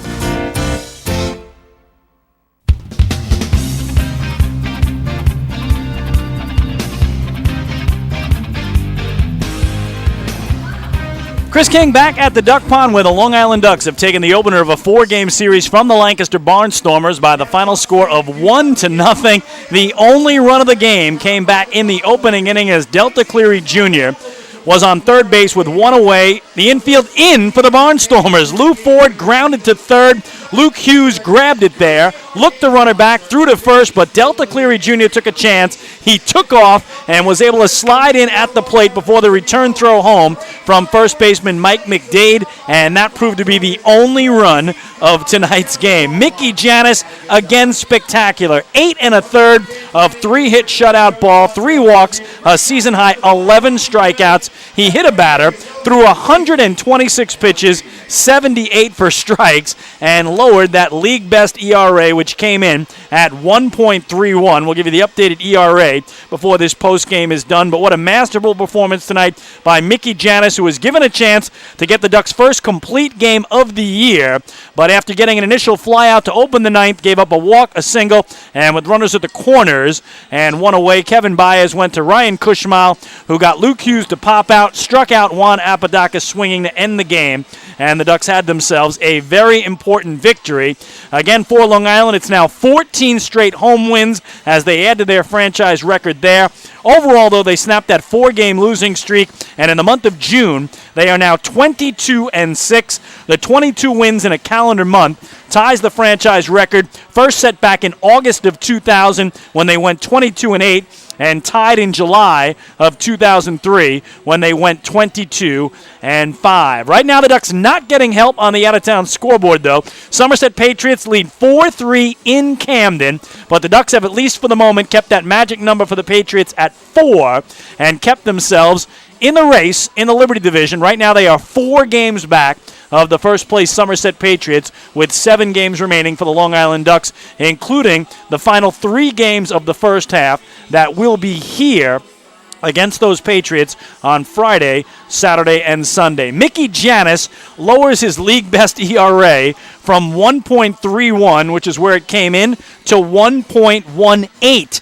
1.18, and he has now gone 13 straight games, giving up 1 earned run or less. I mean, that's just an unbelievable run. 8 starts, 5 relief appearances, 13 consecutive games without giving up more than 1 earned run in a contest. And again, the right arm, the knuckleball, it was all working tonight for Mickey Janis as he and Delta Cleary Jr. will be our co-players of the game. Mickey Janis retired the first 12 straight batters he faced to open this game, so he took a perfect game into the 5th inning and again finished with that season-high 11 strikeouts, and all Delta Cleary Jr. did was go 2 for 3 in the game, pair of singles, pair of stolen bases, beautiful sacrifice bunt, and scored the only run of the game on a beautiful heads-up play way back in the 1st inning. So congratulations to Delta Cleary Jr. and Mickey Janis, our players of the game. We'll take a break, and when we come back, the full recap of how it went down tonight. We'll preview the week ahead for Long Island, and we'll wrap this one up. Again, the Ducks take the opener tonight from the Barnstormers. 1-0 was the final score. Hey fans, this is right-handed pitcher Mickey Janis, and you're listening to Ducks Baseball on the Ducks official YouTube channel, youtube.com/DucksBaseball. Spring into a new Honda at Huntington Honda and pay $59 a month for a new 2015 Honda Civic LX sedan. $59. So spring into Huntington Honda on Jericho Turnpike just east of Route 110 or HuntingtonHondaCars.com. Huntington Honda, discover the difference. Auto 24-month lease, total due at inception. Civic $31.90 includes bank fee, first month's payment, no security deposit. Taxes, DMV, title fees extra with excellent credit through HFS. Family fun every time. Beautiful evening for baseball. Big action every time. He reaches up, it's gone! Great value every time. And the Ducks have won it 7-1. The Ducks schedule is loaded with new promotions this season, and with an average ticket price of just $10 and free parking, there is no better value on Long Island. For game times and tickets, visit liducks.com. Long Island Ducks Baseball. Good times every time.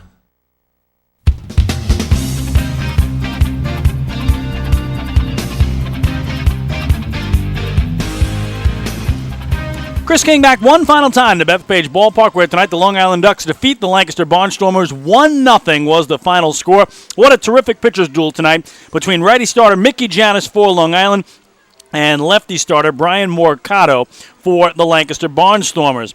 Lancaster would go down in order in the top of the first. Ducks in the bottom of the frame had Brian Sabatella look at strike 3, but Delta Cleary Jr. singled to center, and with Lou Ford up, he stole second base.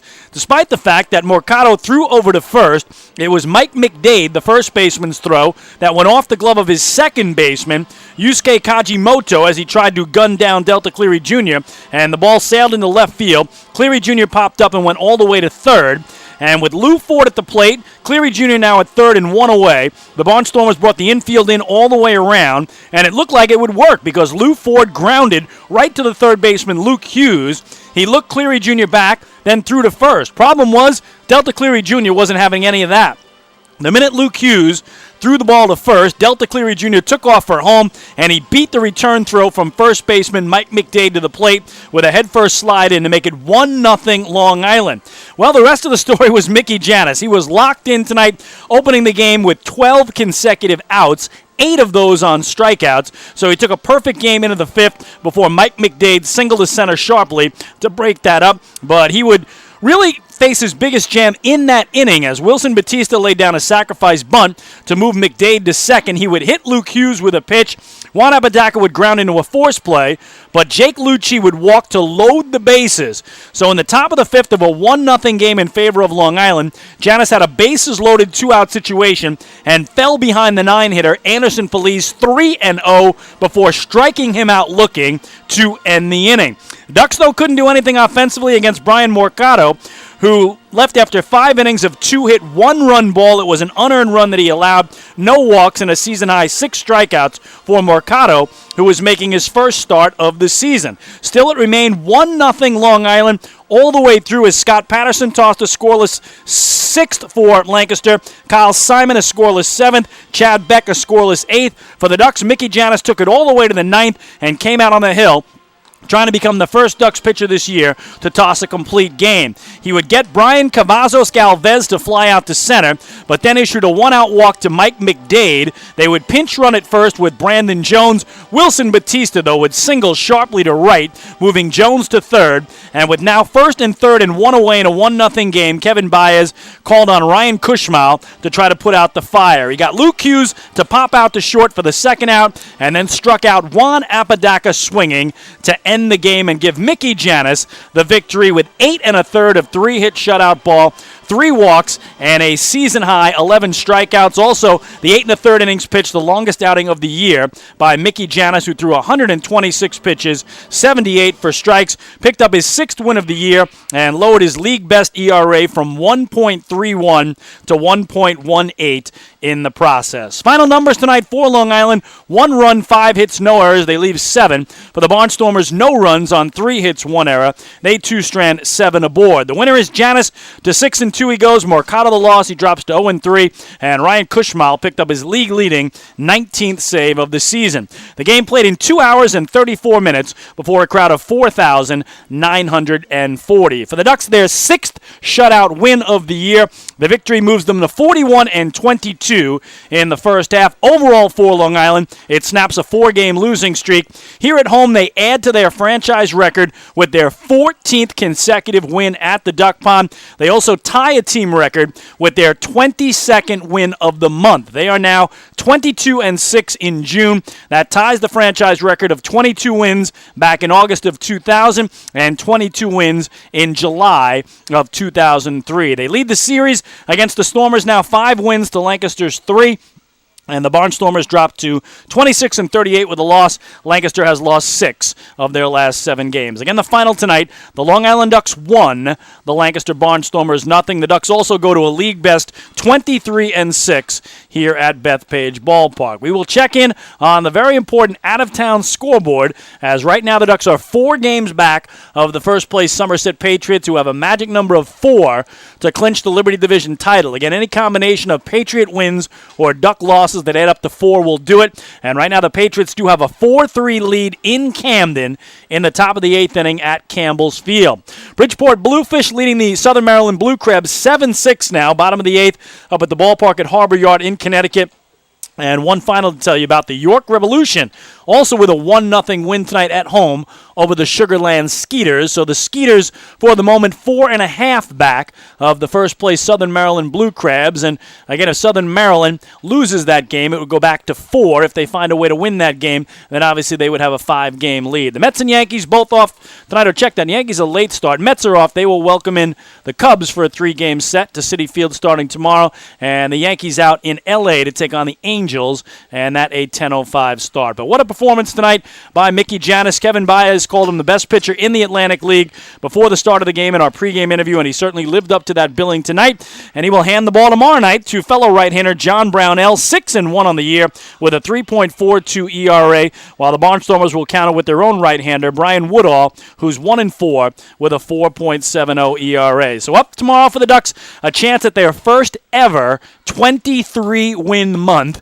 in franchise victory history if they can get the victory tomorrow night behind the right arm of John Brownell. That'll do it from here. Once again, the final score tonight from Bethpage Ballpark in Central Islip, New York. It was the Long Island Ducks 1 and the Lancaster Barnstormers 0. We do invite you to join us for our next Long Island Ducks broadcast. That'll be tomorrow night when the Ducks host the Stormers in Game 2 of this 4-game series. The pregame show starts at 6:20 p.m. The first pitch scheduled for 6:35. Of course, you can hear it all right here on Long Island's home for Ducks baseball. liducks.com and youtube.com/ducksbaseball. And tomorrow night we'll also be back on our flagship radio station, 103.9 LI News Radio, your home for news, traffic, weather, and Ducks baseball.